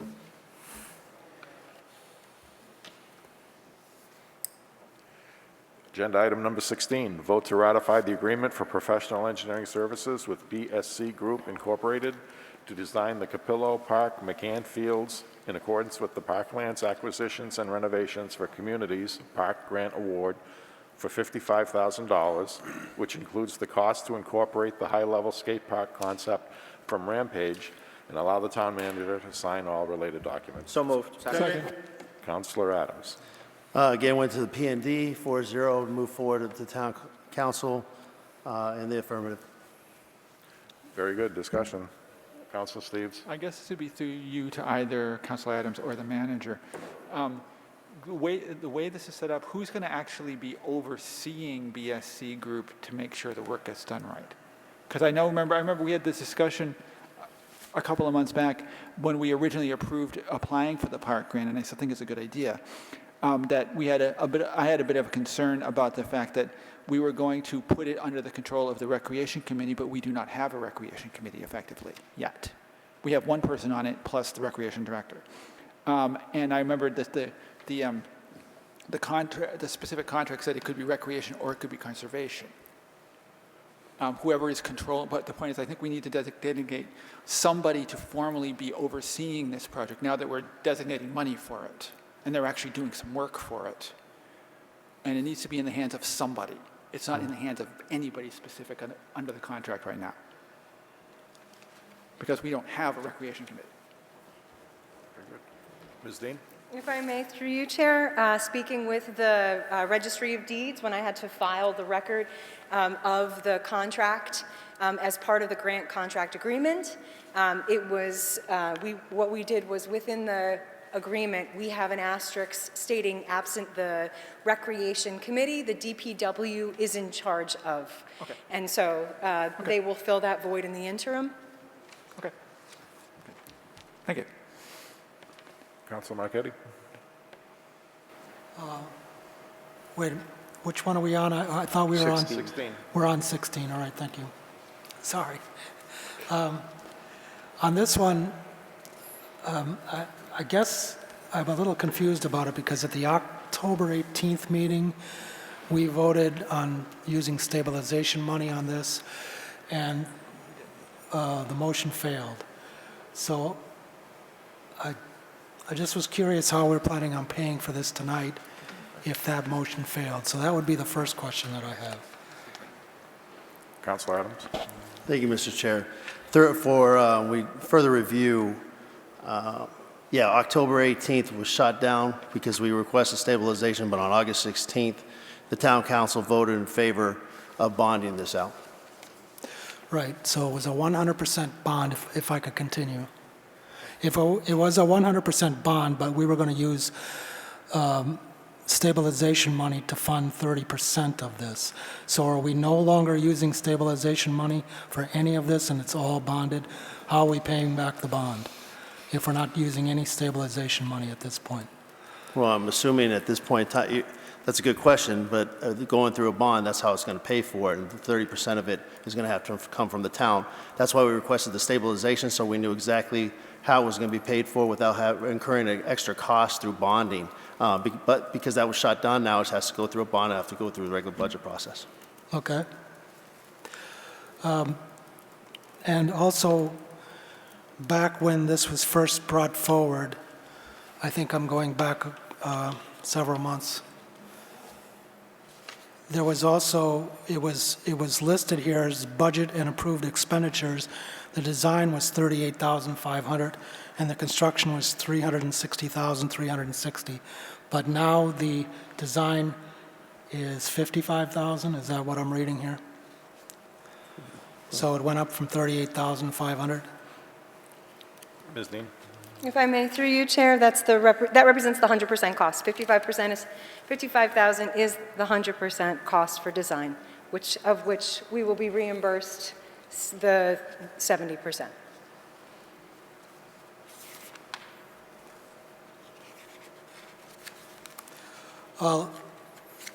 Thank you. I'm just going by what was in the original document, and it said 38,500 for design.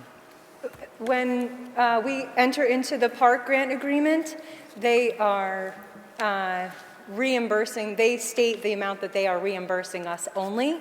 They do not state the additional 30% that we are responsible for paying. Okay. All right, I guess I'm good for now. Thank you. Any further discussion? There being none, all those in favor? Opposed? One opposed. Motion passes. Item number 17, vote to ratify the agreement with Crowley Real Estate Appraisers Incorporated to provide a Yellow Book appraisal of 76 Central Street for $4,500 and allow the town manager to sign all related documents. Second. Councilor Adams. Again, at the P&D, 4-0 in favor of moving it forward. Any discussion? Councilor Marquetti. Thank you, Mr. Chairman, through you. Back in August, we voted to spend $2,250 for a market appraisal of this property. I believe that that's the same property. And at the time, there was no mention of a Yellow Book appraisal of the same property. So I'm just curious, what is a Yellow Book? Is that something to do with eminent domain, or there was nothing been said about eminent domain either. So back in, like I said, August, we voted to appraise it once, now we're appraising it again. So that was my first question. What is a Yellow Book? If I may, through you, Chair, I appreciate the questions. I'm learning just as much as you all are of the appraisals, which I remember you asking, what's the difference between an appraiser and an assessor? You know, we've all learned that it's about 3 years, and so, you know, it's an appraisal is a real time versus an assessment, which is usually a few years behind. And then the differences between the appraisals are the differences between the certifications the appraisers have and the amount of information that they have to provide. A Yellow Book appraisal is specific for federal acquisition, and what has evolved since this began was we got the restricted appraisal. The restricted appraisal came back at, you know, with an amount for the property we were looking at, and grant opportunity landed on my desk that will match 50% of the acquisition of potential land if you are putting it into a conservation restriction for the purpose of open space. That sounds like a perfect fit for what we're using, or what we're looking at this parcel for. And so in order to pursue that grant, we need this Yellow Book appraisal. It will cost an additional $4,500. We're still within the approved $10,000 that the council approved to be able to pursue appraisals in the urban renewal area. Okay. The other question I had was, at that same meeting, you explained that this is for the redevelopment authority. And didn't the redevelopment authority receive like $500,000 for this type of expenditure? And my question would be, why don't they pay for this? You don't have an answer for that one? I certainly do, yes, if I may, through you, Chair. Certainly. Yeah, so unfortunately, we were passed over on the anchor mission, Harrington Hospital anchor mission application, for which we were pursuing $500,000 to do work in the redevelopment authority. We were told that our request didn't provide enough potential return on investment and was a little riskier than what they're looking for on the outset of this project, but that they will consider us in the future. So there's still hope, but in the interim, we're doing our best to still continue on with our I'm trying to continue the redevelopment authority's action items from the urban agenda. I'm sorry. That was a little confusing. Maybe it's me. Are we not, they are not getting Correct. $500,000 or they are getting it? We were denied the Okay. first round. I thought that they were getting that. This land is also tied into the rail trail project, I believe. Correct. That's what was said. And didn't we just receive a letter from the town manager, from Kopelman and Page, explaining that the town is still liable for any hazmat cleanup on the rail trail? Isn't that what we just received? You received a letter, but within that, all within context. Of course, it didn't state just that. It stated a lot of information, specifically how the town could proceed should they choose to. I'm thinking, considering that rail trail issue, I'm thinking maybe we should just forget about this property. I think there's other ways to do a trail. I don't think we need to do a rail trail. I think that there's other directions we can go with trails, so I just don't think that that's like a 0.06 acre piece of property for us to spend this kind of money on. This one and the next agenda is also tied to this. It's a lot of money to spend on a 0.06 acre piece of land. And I mean, let's be honest, councilors, who's going to hang out at that little pocket park? I think we all know who's going to be hanging out down there. I just don't see that we should be spending any more money on this piece of property. Unless Mr. Morrow wants to donate the property to the town, maybe, but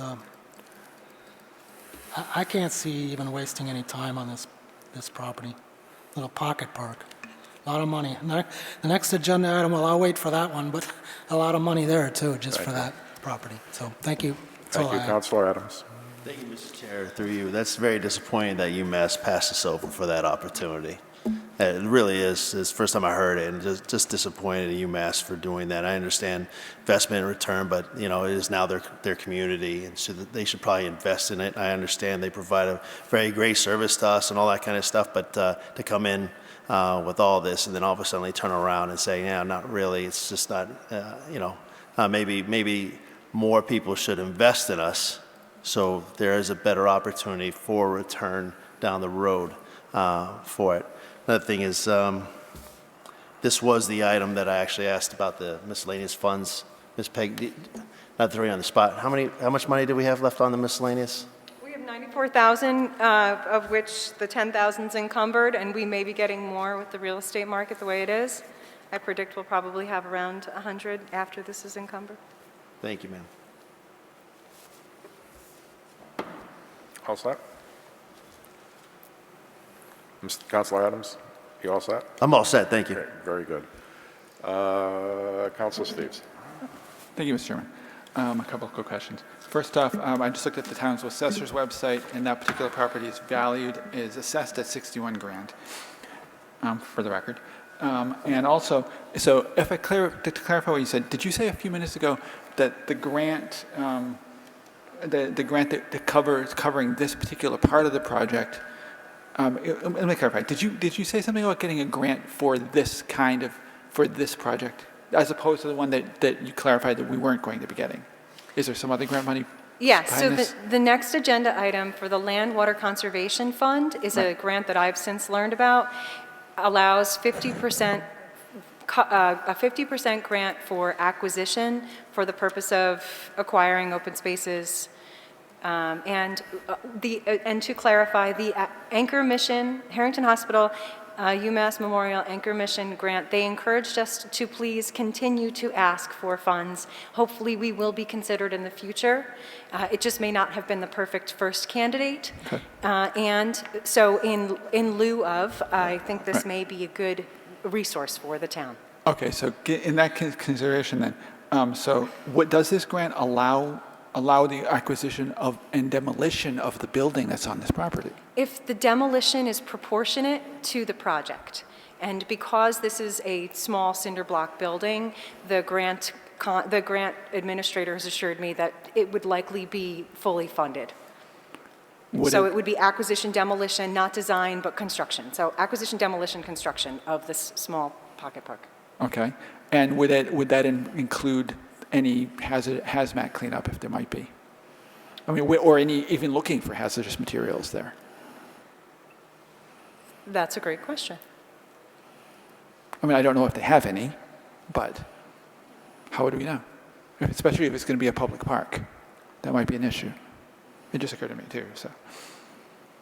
So I don't know if you remember the high-level concept that VHB had provided, showing what the pocket park looked like, but it had a lot of the brick. And so, you know, as, again, with this how to handle soil next to rail beds, the best management practices are to cap it and leave it alone. And so, you know, the ideal would be to be, if you did things like the brickwork, you know, and if you were making sidewalk, and if you were just, you know, keeping the soil in place, you're not disturbing things after demolition, then I think that that's, you know, again, in the lines of the best management practices from DEP. Okay. Thank you. Councilor Lazo. I may be misunderstood. You talk from soup to nuts about this project, from demolition, cleanup, and all that. Is this all in a grant? Is that what you're saying? Or do we have to pay this out of pocket? So it's 50%, it's eligible for 50% reimbursement, similar to the park grant. Okay, so we're going to get 50% reimbursement. Are we discussing 18? We're discussing the appraisal. Okay. And the appraisal is on the property, that small parcel that we're talking about, on the rail. Yep. And we are going to run into hazardous waste in the rail bed. I don't know about the building area, what's standing there. Again, the rail trail is a great project. You know, in the beginning, a few years ago, it was like a, you know, really nice, laid out, let's go and get some. Since we've started with this, it seems to hit, you know, roadblocks, or something happens. So the only thing in the back of my mind, although I am a favorable person for the rail trail, is when you're sitting on council and you're building a fire station and you got trash pickup, and then you have this little piece of land and you're looking at the rail trail. When we have a very hard time fixing our own sidewalks, financing them, we are, through whether it's marijuana money. I mean, the manager's done a good job of trying to maneuver roads and sidewalks into the priority list after council beat the drum for 1.5 years before he was even here. So I think we, you know, I say move forward on it to find out. I'm in favor of the appraisal to find out value. But if the appraisal comes in and blows it up, I would walk away from it. I would walk away from that portion of it. Thank you. Any further discussion? Right, I'm sorry, Councilor Steves. One more quick question. The previous appraisal that you got, what did it come up as with the value?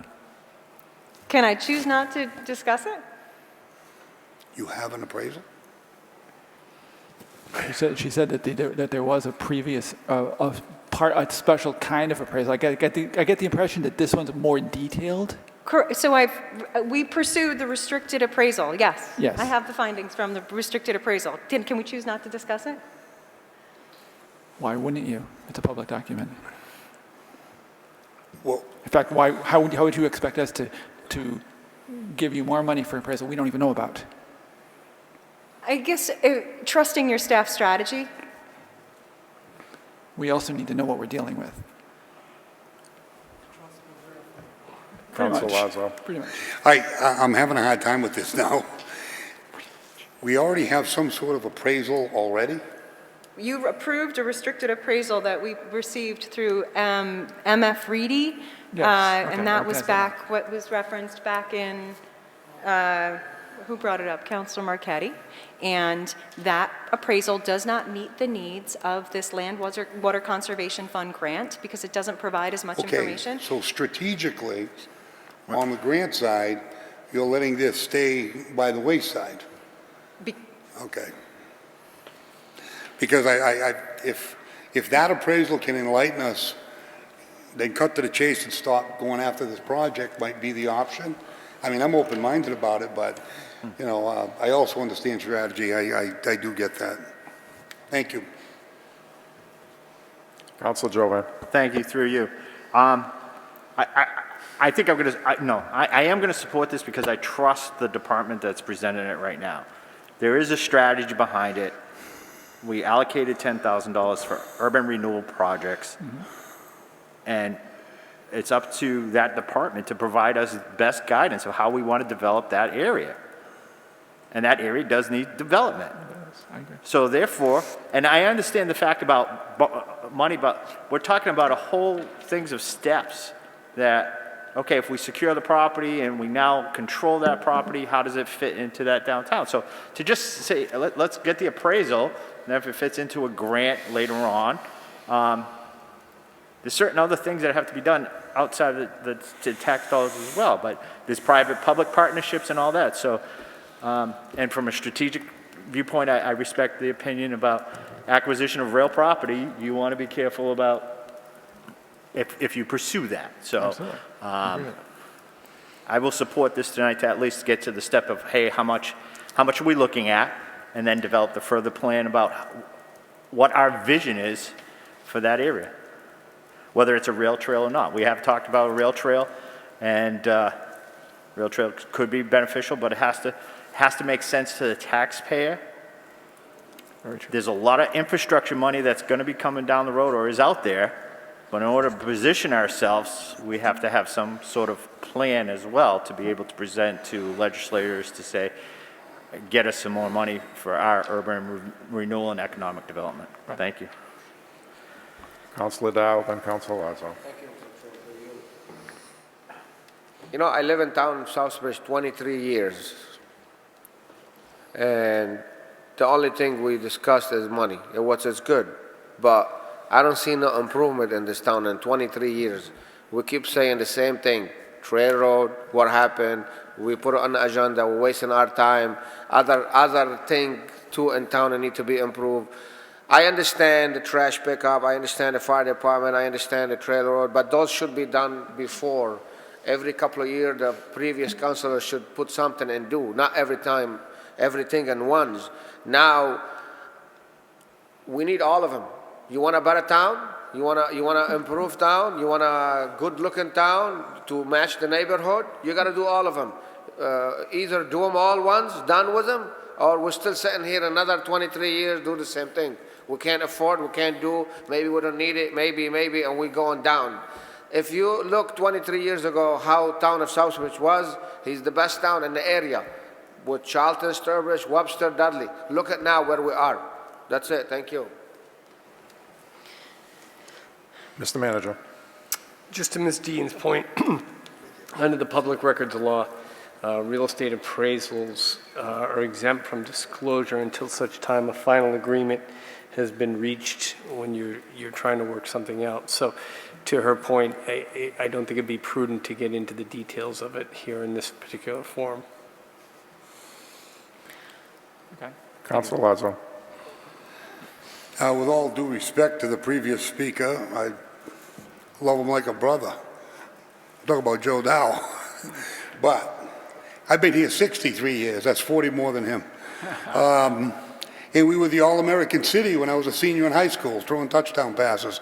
Wonderful community. Downtown area was all revitalized. All the big buildings, the Edwards building, all of them. They were done with grant funding. There were programs for downtown that city's grants took care of it. The lighting that we have now was done in the 70s. And a little bit has been done since then, here, there. But remember what it comes down to, affordability. There's not a bottomless pit of money. So what we do as government is prioritize. I want to see that rail trail go in, but not where it gets so ridiculous that we're spending money way over the top to ride a bicycle and walk on it. Why not just fix your sidewalks and do it like the All-American City?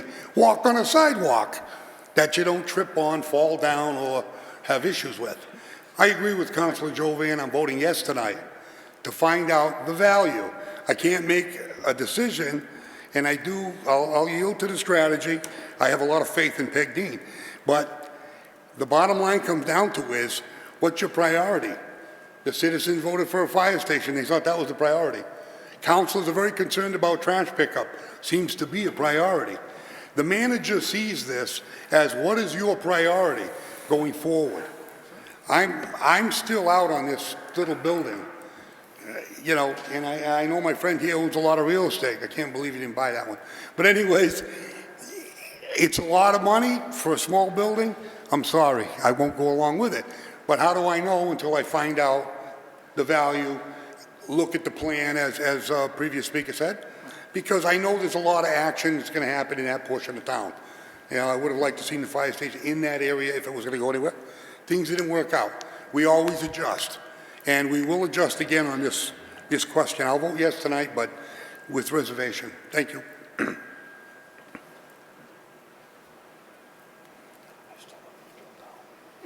Any further discussion?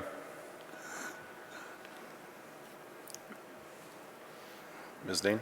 Yes, I just wanted to kind of synthesize some of these thoughts and ideas that are being brought up. The parcel that's being addressed tonight was on your urban renewal plan, which was brought up 2007, approved in 2011. This is a long time coming. This vision comes from designers. I am not a designer. I can't say that I'm expert in what this big picture vision was created from, but I do know that I was tasked when I first came on to please pursue the rail trail, at least by Councilor Catrona or some other councilors who were interested in really seeing this developed. And the good news is that all of your confidence in pursuing the rail trail has driven this effort to now be able to pursue these potential one-time funds through the EDA, Travel, Tourism, and Outdoor Recreation Grant, which will be brought to you in the next town council's agenda. So if you're able to tap those funds and bring revitalization through sources like that, those really could be the game changers for the town. Very good. Any further discussion? There being none, all those in favor? Opposed? One opposed. Motion passes. Thank you. Agenda item 18, vote to approve applying for the Land and Water Conservation Fund, LWCF, grant program to reimburse the town up to $100,000 and allow the town manager to sign all related documents. So moved. Second. Councilor Adams. This again was 4-0 in favor of. Thank you. Discussion. Councilor Marquetti. Thank you, Mr. Chairman. As I said earlier, this is a .06 piece of property, and what you're proposing is to go after a matching grant of $100,000. It's a 50% match, so we would have to come up with $100,000 to get $100,000, and so that's $200,000 on a piece of property that's .06 acres, and just seems like an awful lot of money to spend on that little pocket park. I'm not opposed to going after grants. I absolutely, this one and the next one, the tourism grant. I just think that, I personally think we ought to go in a different direction with the trail myself. But can't see spending $200,000 on a .06 piece of property. But that's it. Thank you.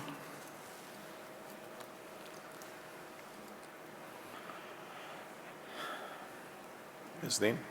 I just wanted to clarify, that's up to $100,000. I'm moving incredibly fast to try to take advantage of all these different pieces to bring all of this again together for the potential EDA grant, which we're now trying to have submitted by January 31st. So of the pieces is this portion, this grant itself is due on January 24th. And it would only be up to the $100,000 depending on how the appraisal comes in and what the scope would be estimated at. Councilor Dow, then Councilor Steves. For you, how do we know it's 200,000 if the appraisal didn't come up yet? Councilor Marquetti saying 200,000. Is that true? It's 200,000? No. What it is you can get up to $100,000 in reimbursements. That means if we were spending a maximum of $200,000, we could get up to $100,000. But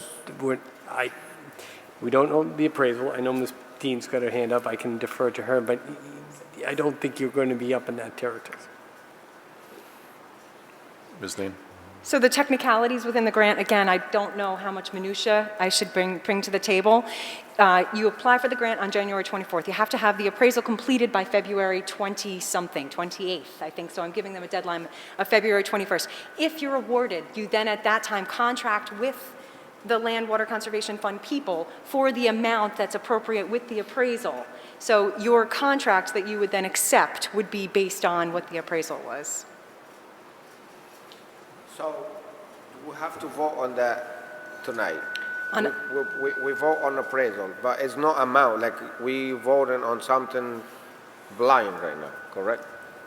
Yes, you are voting for the up to $100,000, knowing that in the future, if we're awarded, you would accept an amount of that or less based on what the appraisal came in at when they award. So if we don't vote on that tonight, we can't move forward. Correct. Thank you, Mr. Chair. Council Steves? Thank you. And also clarify that. Where is the funding coming from for the town's share of doing this?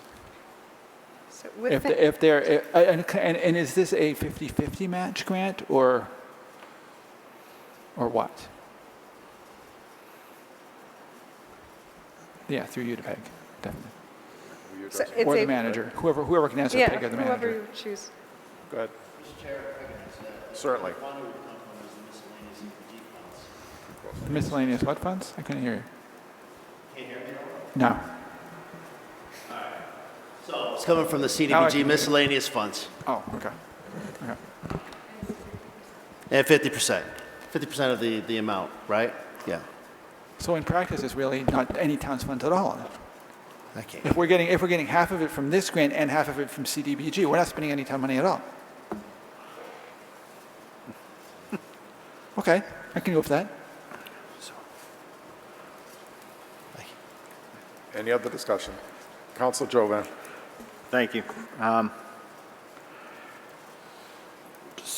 I apologize because I was unable to make plan and development. So we're applying for this grant. You're then going to come before council on the 24th for a further grant on the same type of project, scope project. Is that correct? Through you.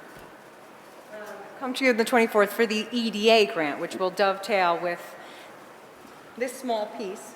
That will be the big picture, the EDA grant for the rail trail. So respectfully, and I know it's probably going to go to plan and development, but I think for the public as well, it'd be nice to have a presentation in full council as to this is the plan, this is the parcel we're talking about, these are the different grants that we're going to talk about, and if it's awarded, this is potential cost.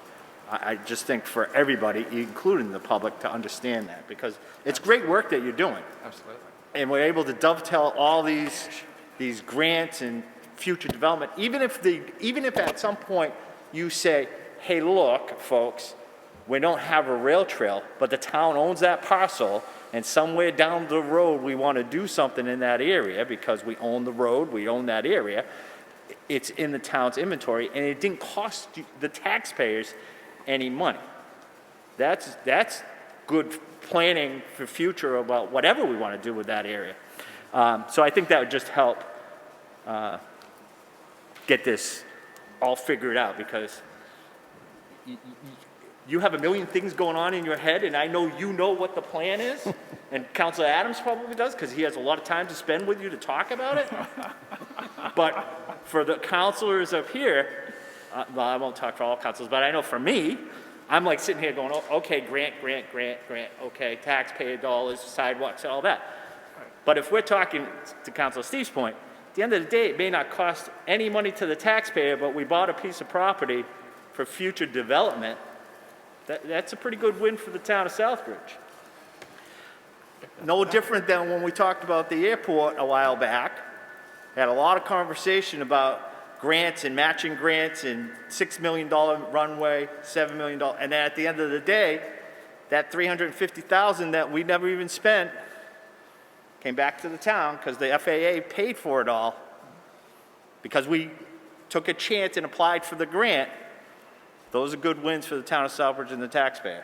So I'll support this, but I would ask that if we could have a pretty detailed presentation at that meeting so we can have an understanding about, this is the map, this is the piece of property, these are the different grants that might help all of us and the public as well to understand where we're going on this. Thank you, Mr. Chairman.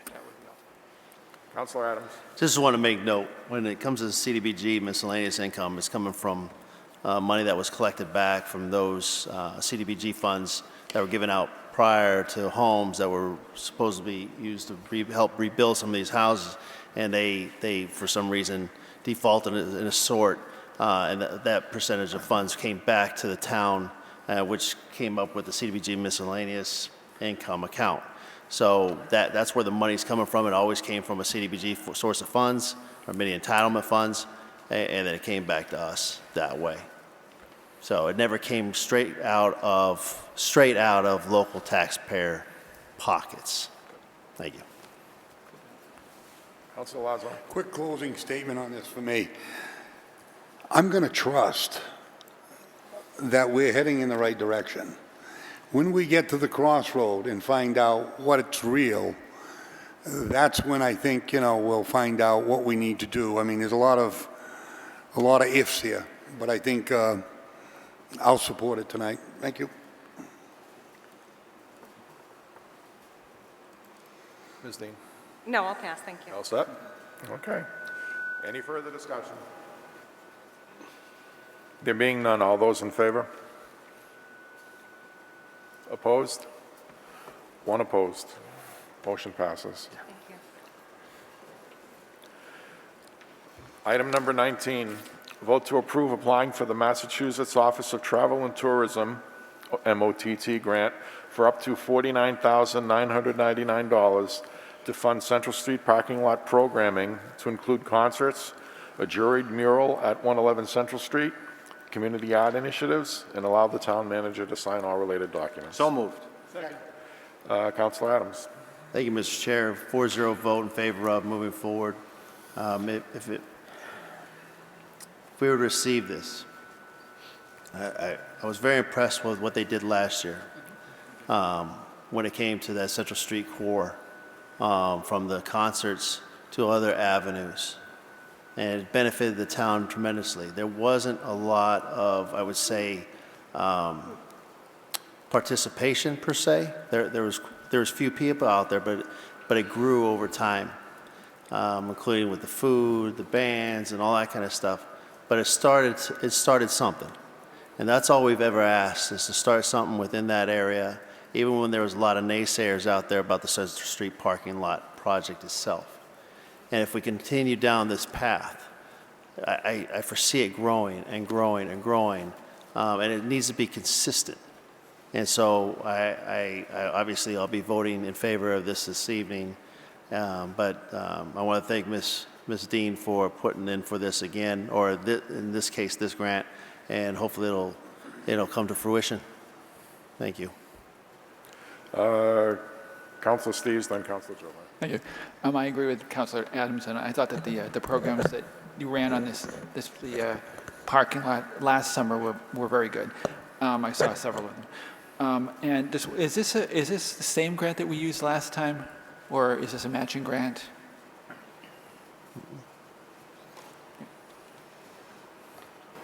This is different. Last year, the grant was the Urban Agenda Grant. All right, okay. And this, the Massachusetts Office of Tourism and Travel is offering this. Next year, I propose that we actually go after the Urban Agenda for this grant, and Okay. we develop it into a sustainable program that can fund itself in the would be nice. future. Okay, and the other question I had is, okay, so maybe it's not a question, it's more of a comment. One of the things that I noticed with last year is that promotion of the events was a little weak, and time-wise, we need to do, especially with the deadline here, is that we need to be spending this money by June. I'm assuming that means encumbering it. We don't necessarily have to have the concerts by June. But that'll give us some extra time actually to help promote the events. And I'd be glad to help you with that, because I do have a media background. So whoever the whoever the person that we get in there to do the internship, maybe if it was the same person, that would be good, because she seemed to do generally pretty well. But we need to promote them better than we did. A couple of things. I have zero social media presence. I don't know if you've noticed that or not, and I apologize for that. I need to develop it for economic development purposes. There are a couple of avenues I'm pursuing. One is called Civil Space, and it will be a public participation, community engagement tool that people will be able to watch projects better and give feedback in advance, and on the tail end, we'll be able to have more analytics. So with regards to being online more, I welcome any advice, any suggestions, please. I was on a call Friday with someone who's offering social media services to ask, which directions to go. So it's something that I'm working on. With regards to the actual grant itself, I approached the Southbridge Business Partnership asking if they wanted to do this together or if they wanted to do this themselves. I obviously encourage them to do as much as possible rather than the town to take on economic development initiatives. And I didn't get a response back in time, so I just sort of ran with this with something I knew was helpful to the town that I've already heard the Southbridge Business Partnership talk about being interested in with the mural projects. I pictured being able to bring together the different types of activities. If you had a mural being painted while you have music, if you have kids coming down to enjoy the mural and maybe do their own art project, I could visualize that. However, today I received an email from some of the SBP board members saying they might be interested in applying for the grant. We can't apply together. If everyone's agreeing with my mentality, if you vote for us to apply for the grant, and then I'm on the board call tomorrow night and they say they want to go for the grant, we let them go for it and we see what they want to do with it. And if they say no, let the town go for the grant, then I'll go ahead and apply for it. But there's no competition otherwise. And it's only up to $50,000. It's and you have to have proved that you've spent so much in marketing, and there's lots of metrics for this that we may not even meet. So, we're just going to try our best. And again, either us or the SBP, I think this just shows everybody's trying for a full court press to get as much as possible happening in the downtown. Good. All set? Councilor Jovan. Oh, thank you. Through you, I think you explained most of everything that I probably would have asked anyway. So again, thank you. The amount of grants that have come out of your office since you've come aboard is just incredible.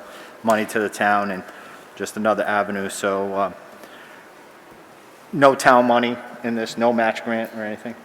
It's all straight tourism grant money? Correct. Thank you. Councilor Lazo. Not too long ago, I know some of the councilors were on council then, when we used to have a community development director come in and not have one answer for us on any of the projects that we would ask questions on. And now we have this lady here, Peg Dean. Whether you like the answer or not, she's got answers. You're talking facts, you're looking at grants coming into this town.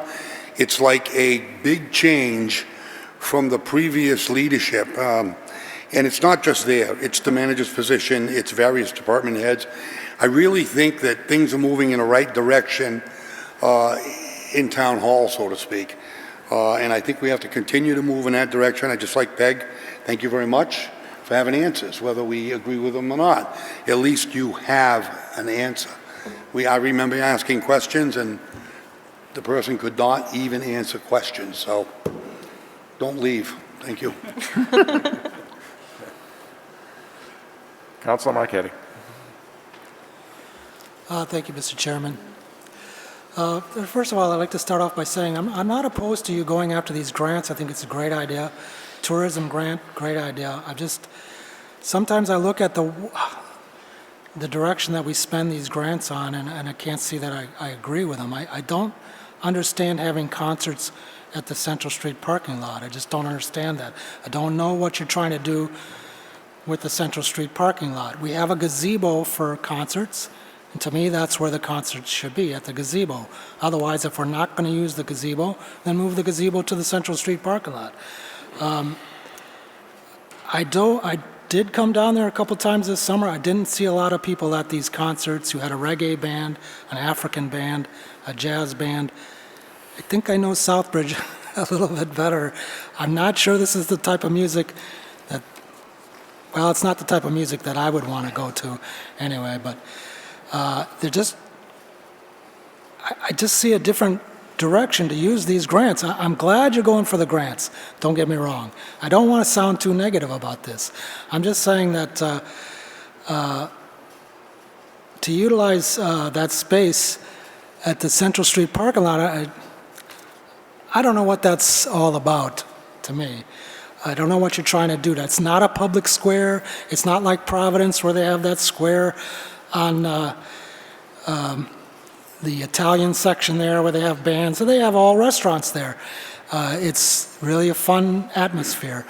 And I know that Councilor Adams thinks that this may lead to restaurants in that area, but we're talking about a parking lot. There was a Umass tourism study done in 2009, and I know Ms. Dean knows about it because I sent it to her. And their plan was the Greenway Master Plan. And it was to promote open space for economic development, protect natural resources, preserve historic culture, promote recreational opportunities.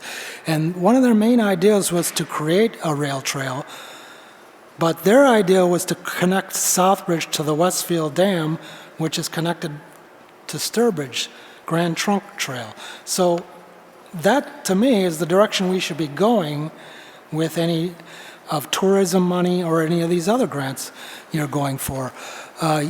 It would follow the Quinnebog River. The Quinnebog River winds through town. It comes out by Tassie, which brings us downtown.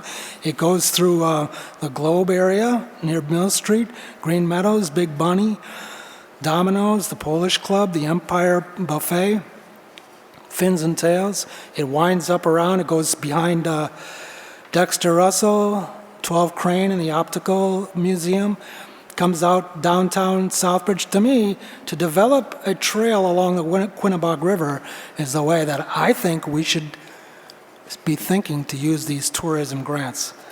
I'm not opposed to your going after grants. I just think we could use them in a different direction. I think we should shy away from that rail trail, which I think is just going to cause us serious hazmat issues.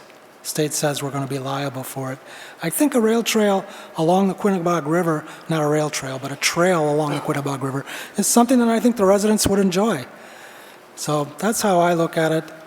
Again, I'm not criticizing your going after these grants. I think it's great. Just would like to see it spent on in a different direction, that's all. Thank you.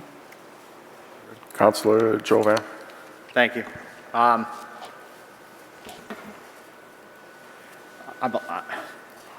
a little confused. The previous speaker just said we should develop a rail trail from our downtown to Sturbridge, but I don't want to pay any money to maybe purchase a property in the downtown district that may be the trailhead if you went that way, because you would go through that way. So I don't want to spend money to look at it. I don't want to spend money to do a grant, but I think the way for tourism is to use our grant money to develop a trail to Sturbridge. I'm confused.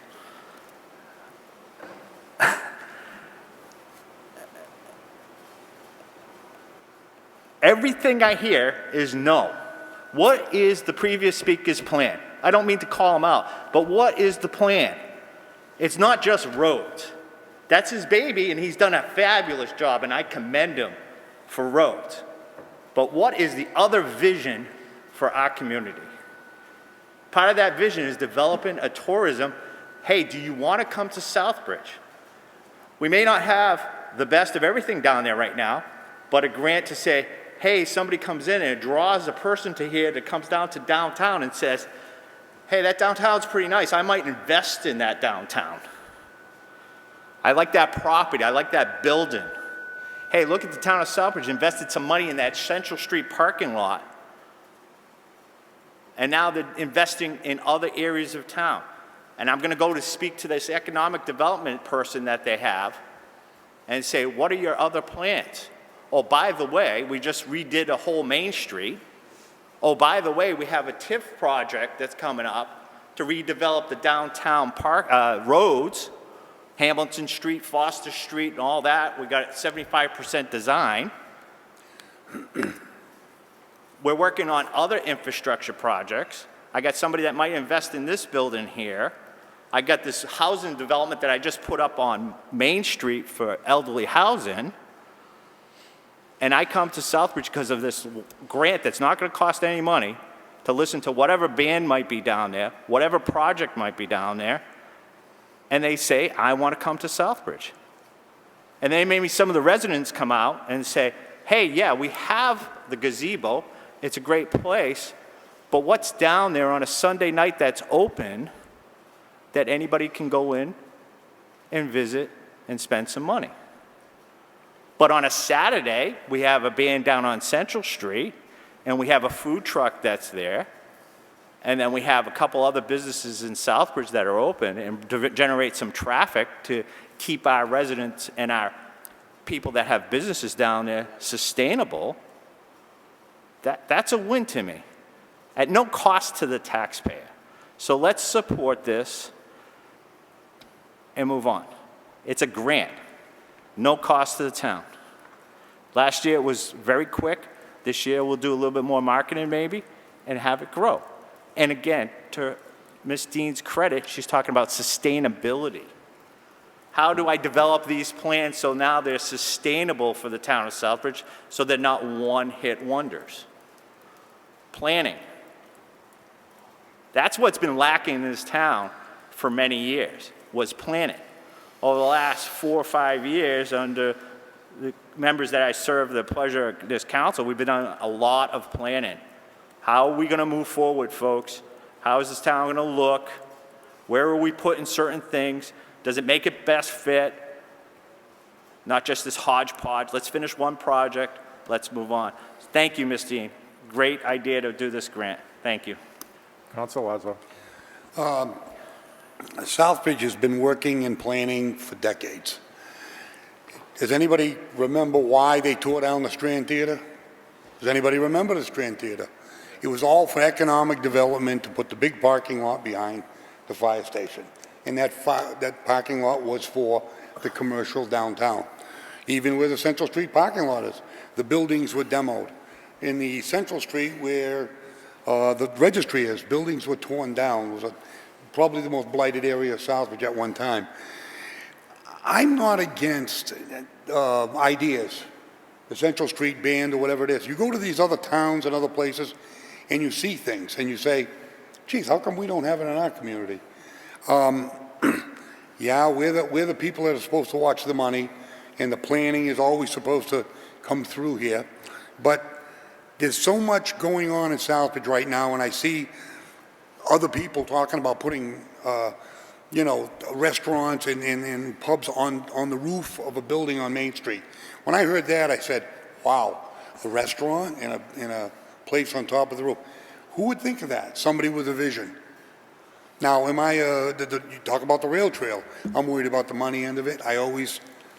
Why waste your money when you got other things that you could spend it on? Prioritize. But right now, we're in the planning stage. When you do planning, you're going to spend money, you might come up with a disagreement. But where I see you, Peg, as an economic development person, your job is to go out there and get those grants. And we're here to check and balance. We don't like that grant. But don't stop bringing them to us. I'm not saying Mr. Marchetti's wrong. That's his opinion. He represents his district, his people. So we have healthy discussion. I begged the councilor to run for re-election. I would have done anything just to see the economic development continue in the area that it was headed. And I really begged this guy, and he ran again.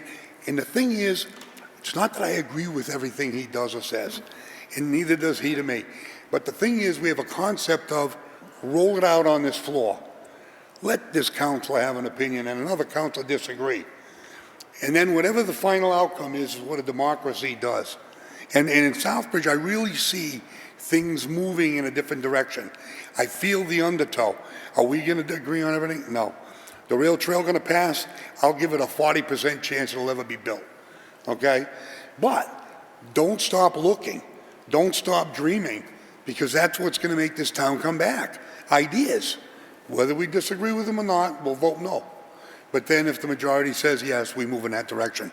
We need this type of concept of keep bringing those grants forward, and we'll pick and choose which ones we think are the right ones. Thank you. Ms. Dean.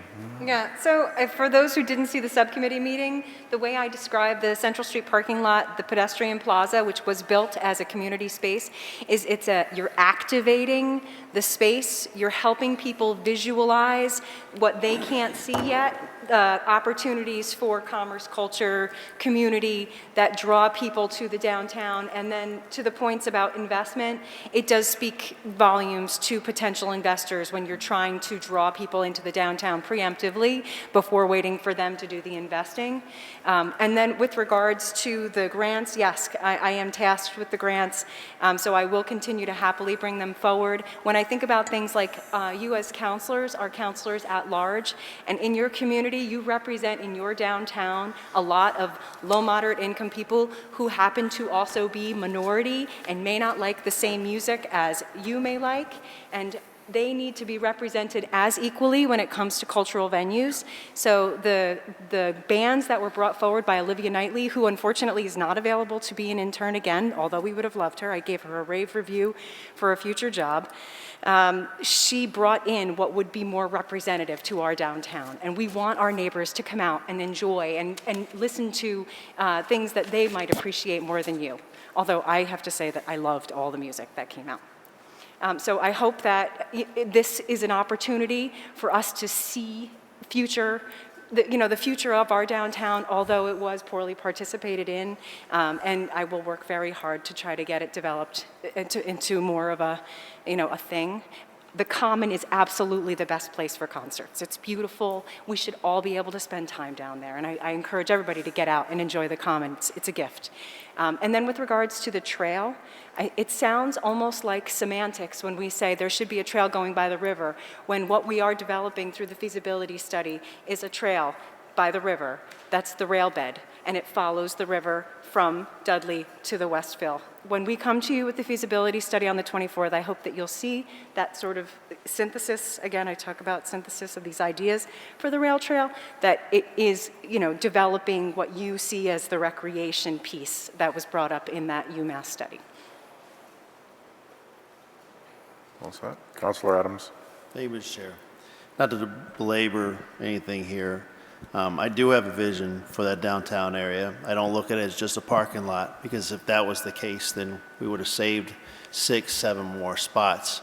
The fact is, I go down there, even a snowstorm is not full. That's the problem we have, is that we want to hold on to these parking spots, but we don't have anybody to go down there to park. The vision, I guess, would be to stop saying no to everything and see how we can actually work it to the benefit of this town. It's a walkable downtown area. And why not on a Saturday go down to listen to music? Yeah, it wasn't well attended last year. I got it. It's the first year we had, or they had it. It was great. The food truck was great. There were people that walked through and hung out for a little while and walked away. If we have owners of these buildings that are being redeveloped, hopefully the empty one starts to get put together sooner or later. We have the one on 1 through 11 that's working its way through. Hopefully some of these owners will invest properly into our downtown area with the promised restaurants, with the promised this and that, and that would be great, which adds more to our downtown area. Again, I don't think it's just a parking lot. Although we made Central Street parking lot, Central Street Plaza, but that area was built for entertainment, for the community, to congregate, and hopefully we can continue to do that way. I don't see anybody up here clamoring to say shut down Sundays, concerts on the Common, that is poorly attended. I have been here for almost 11 years, or over 11 years, and there's not many people at the Common on a Sunday where it's invested in, and nobody's clamoring to shut that down either. Especially with the bands that everybody likes, but I can walk over there and find less than a dozen people. Depends on the band, I guess, what it is. But nobody's clamoring that. Why not downtown area where we want businesses to go, where we want retail establishments to be held, and hopefully restaurants down the road? The vision, you know, got to have one. You know, even if it's not always the most right thing to do or the you know, most successful at the very beginning. But if we stop, we're just giving in. And that's not this town. And that's not what I ran for. It's just to give in every single time we have a setback.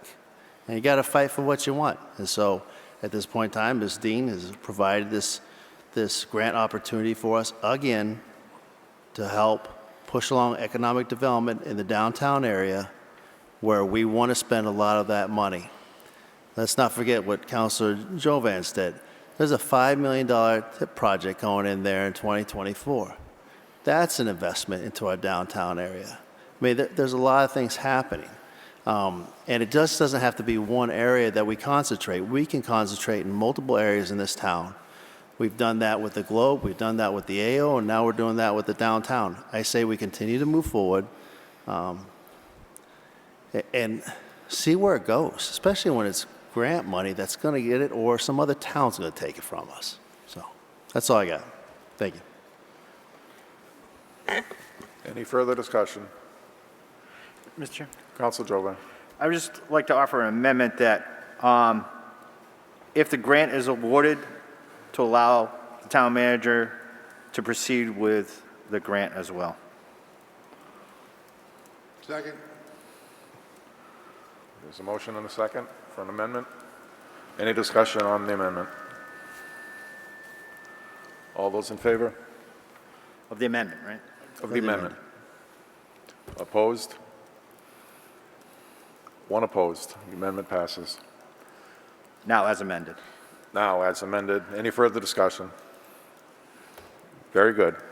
All those in favor of the motion as amended? Opposed? One opposed. The amended motion passes. Thank you. Very good.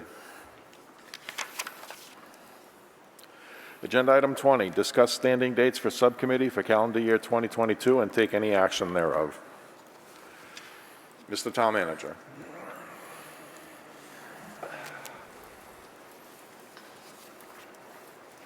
I realized I probably should have passed these out earlier. My executive assistant provided me with these. Let me just bring them around.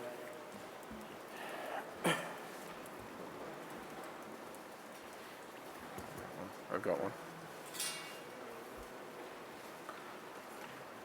Thanks.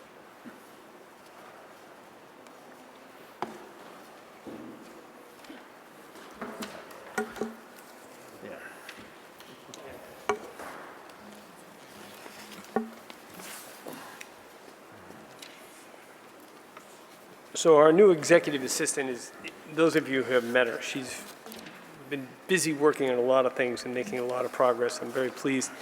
And she left me some notes for you folks this evening. She'd indicated that after analyzing the frequency of subcommittee meetings for the previous year, she concluded the following: that DPW meetings almost always meet on Tuesdays every 2 weeks. EHS has intermittent meeting days and may go for long periods without meeting. GenGov, similarly, but mostly on Wednesdays, mostly meeting every other 2 weeks. P&D may go long periods, so there's no set meeting, similar with PPP. So what she tried to do was look at the lengths of the meetings, frequency of the meetings, take into consideration staff time, and try and utilize the long night that we have on Thursday and propose, based on how frequently she saw meetings happening and the ones that met for shorter amounts of times, and put them in on a Thursday schedule. And you'll notice that she tries to put DPW and GenGov alternating Thursdays and fit in PPP, EHS, and P&D as needed. She and I talked about this. I know I've mentioned on a couple other occasions that it might be beneficial if we had more regular schedule. By no means is this set in stone. I think it's just a way to start and to discuss about having regular nights so staff and others can prepare. It also allows us to avoid staff comp time during the work week if we schedule them on some of the nights when a lot of the department heads from town hall can be up here. So it's something we're asking to be considered. So it makes things more workable and try and create some regularity in the meeting schedules. Councilor Adams. I think Councilor Jovan for me. Oh, Councilor Jovan. Thank you. Through you, I certainly would appreciate a standing calendar. I think it may need to be refined just a little bit because I think the problem that you'll have is, especially, I have no problem with like an EHS meeting before a town council meeting, but in a quick review of this, it looks like DPW is always the Thursday before town council. DPW is probably one of the busiest, and I'll defer to if Councilor Marchetti wants to echo that, is one of the busiest subcommittees that has a lot of information that will then go onto a town council agenda. So to have it say January 20th and then town council's on the 24th, any item that would be taken up at that 20th meeting wouldn't be able to make it to the agenda for that. So I think if you just take a quick look at those type of dates and maybe consider maybe on the off Monday for a DPW here and there. I know it's just an extra night out, but I'm just thinking in order to prepare the agenda, that would be very difficult for the staff. Sure. And for us to be able to do due diligence, because then if you approve it here, and now it's not going to go on to a town council for 3 weeks. So I appreciate the effort on that. It may need to just some fine tuning on that. Thank you.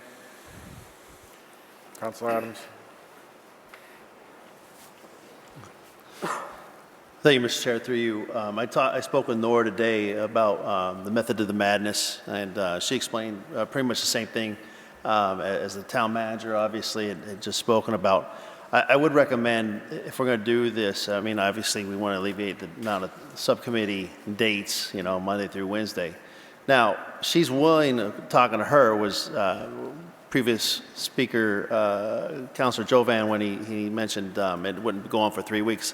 I made it very clear, if you do it on a Thursday and we have a council meeting that Monday, it has to be, you should have it on the agenda for that Monday to go.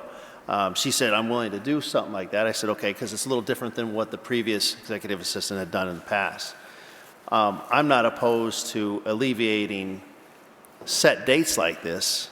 I'm sorry, not set dates, set subcommittees like this, and just put Mondays and Thursdays as subcommittee meeting dates.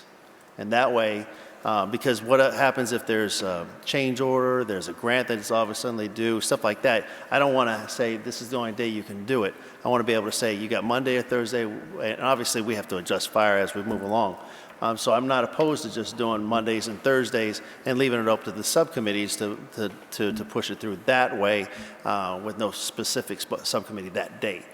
Just figure it all out, and like I think Councilor Marchetti had brought up, I had it on the 19th, now it's on the 20th, okay, so if it's now on the 20th, then I'm expecting it to go on the 24th town council meeting, because we're having that meeting, and there hasn't been change of command up over the executive assistant's area, and she's willing to work with that. Anyways, that's my proposal at this point in time. Thank you. Councilor Lazo. I'm open to anything. The only question I have is why Thursday? I'm not as old as all of you guys, but Thursday night, usually the weekend starts, you know? So for me, it was like activities go Thursday, Friday, Saturday, and if you're looking for time to work on the agendas for Monday, why wouldn't you line up Tuesday to give more time? I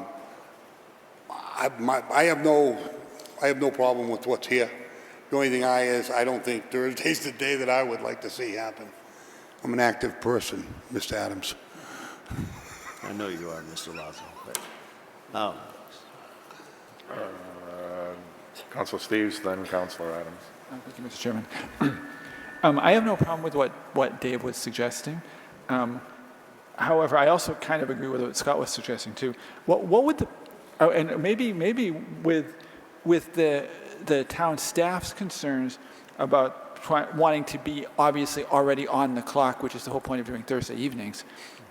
What if we were to shift the long day from Thursday to like Wednesday?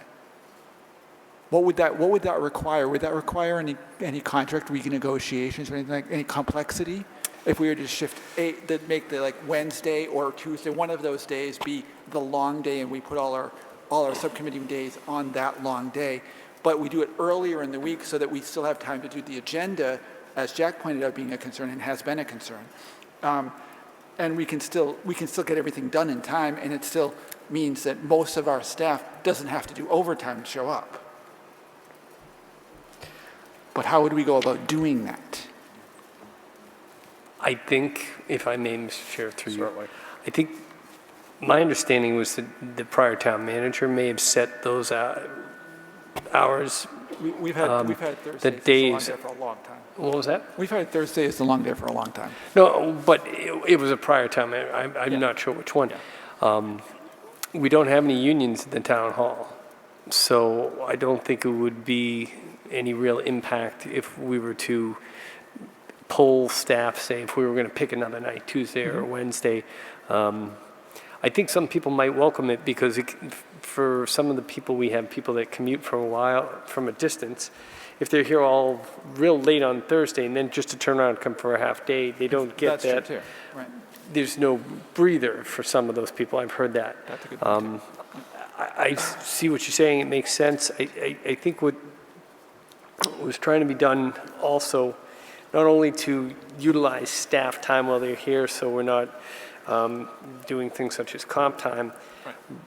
But I think my new assistant also realized if we had a more set agenda, it's easier for scheduling because when we don't have any nights designated, there's constant calling of people to pick dates and work on agendas. And I think my new executive assistant saw that coming in, saying, if we had a little more regularity in the scheduling of certain things, it would cut down on potential issues, contacting chairs, trying to schedule, trying to get agendas put together. So we've had these conversations with the new staff here. The great thing about having a lot of new people is, we're learning together, revisiting the way we did things before, and a lot of people are saying, well, why did you do it that way? I think we could do it a little bit better. We can make it more efficient. So, I haven't discouraged any suggestion or question that's come out so far, and I think this is something with this healthy discourse that we could come up with something reasonable that would accommodate the posting requirements, staff, and the council's needs. So I'm taking all the suggestions down, so. You have been generally good at that. Thank you. What's that? Councilor Adams, then Councilor Jovan.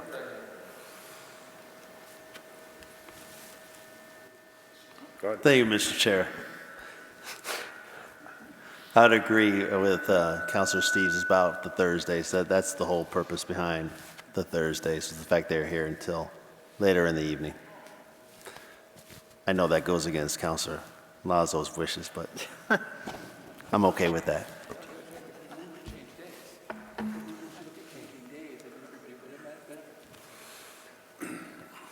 Councilor Jovan.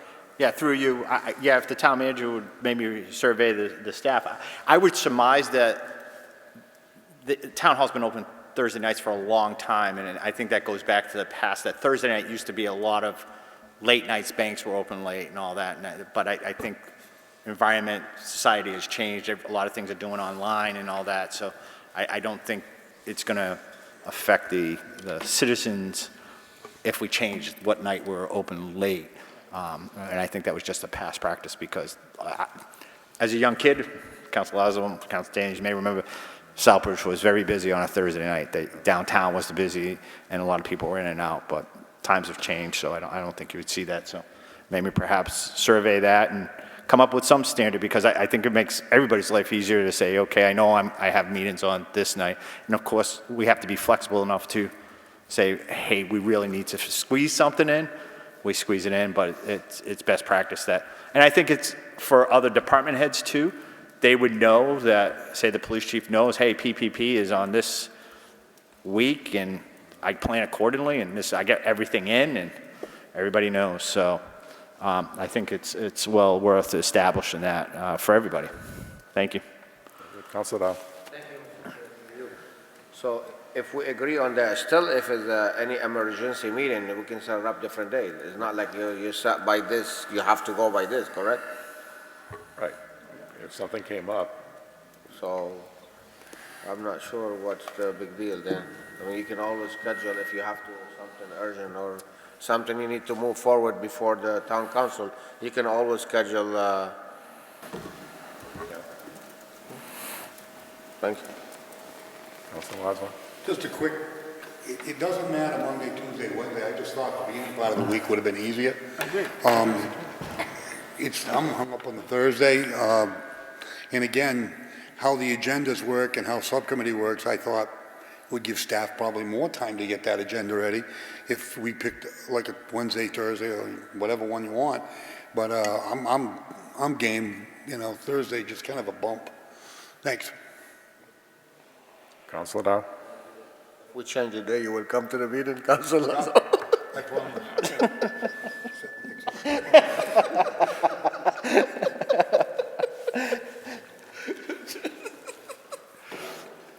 Any further discussion?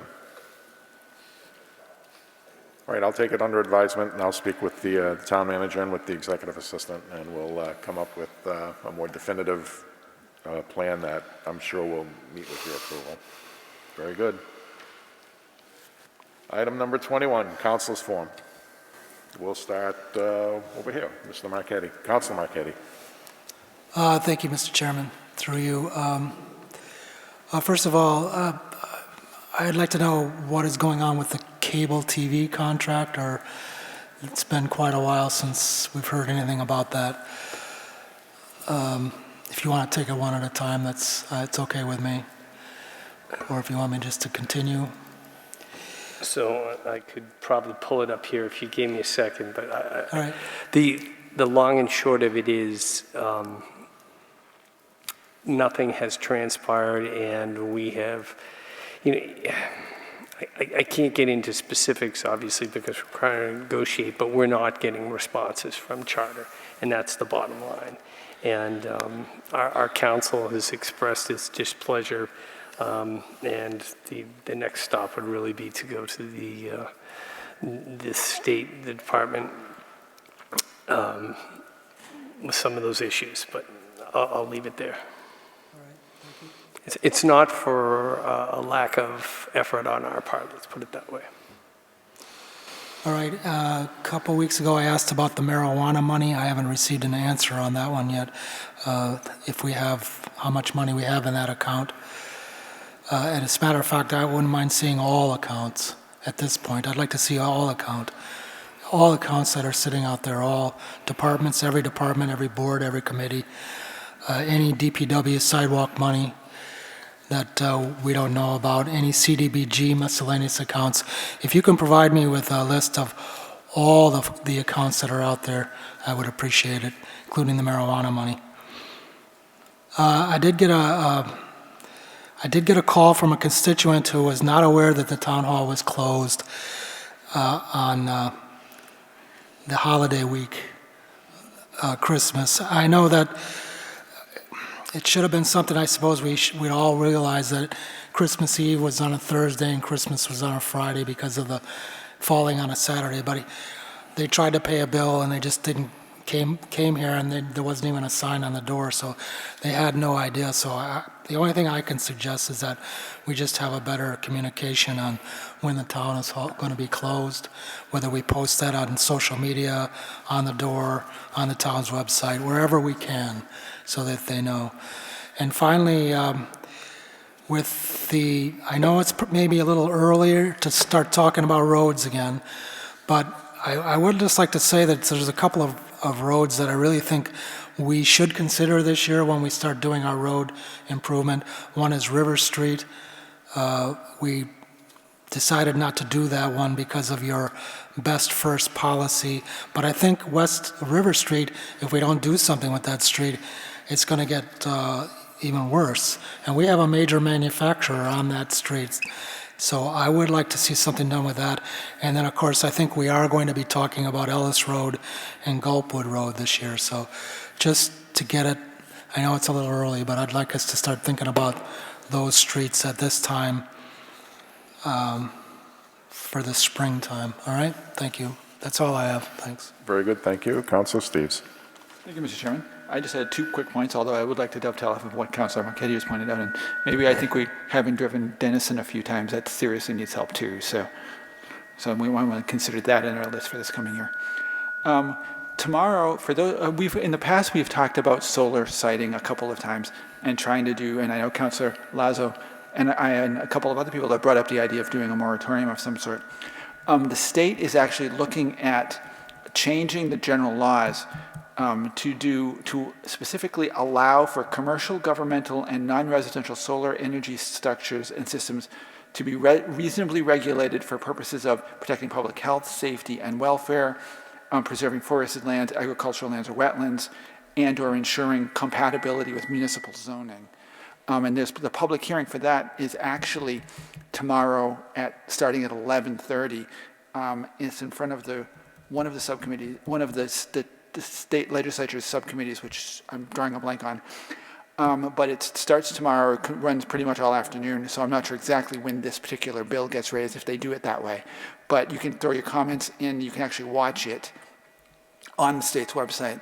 And you can actually, it's too late to actually comment on it in person, but you can send comments to the legislature. I think the deadline is like 5 o'clock tomorrow afternoon, which is actually after the hearing ends. So I thought I'd mention that, considering that's a big issue lately. And also, I wanted to mention that the library is doing a YMCA Family and Community Partnership Wiggles and Giggles Movement and Music Series.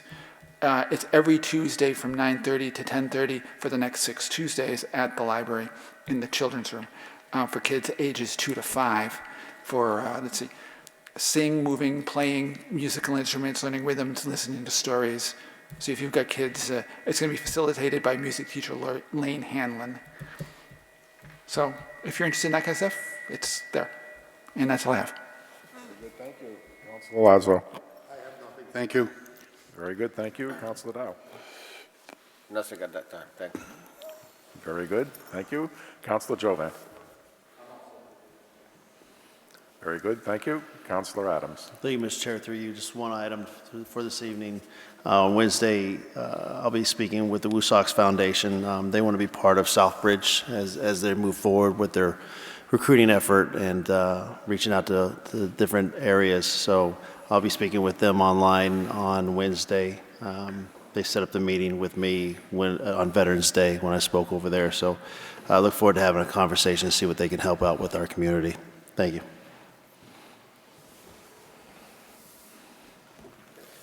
Agenda item number 22, discussion of next meeting, Monday, January 24th at 7 p.m. here in the dais. Thank you.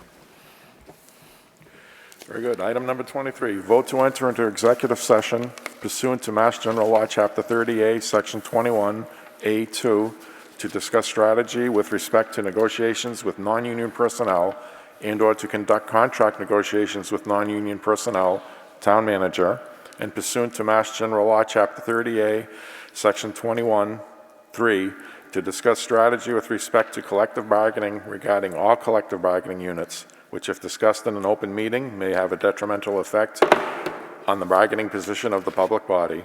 Town council will adjourn from executive session and will not reconvene in open session. So moved. Second. Very good. Roll call vote. Yes. Councilor Dow? Yes. Councilor Jovan? Yes. Councilor Lazo? Yes. Councilor Marchetti? Councilor Steves? Yes. Motion passes.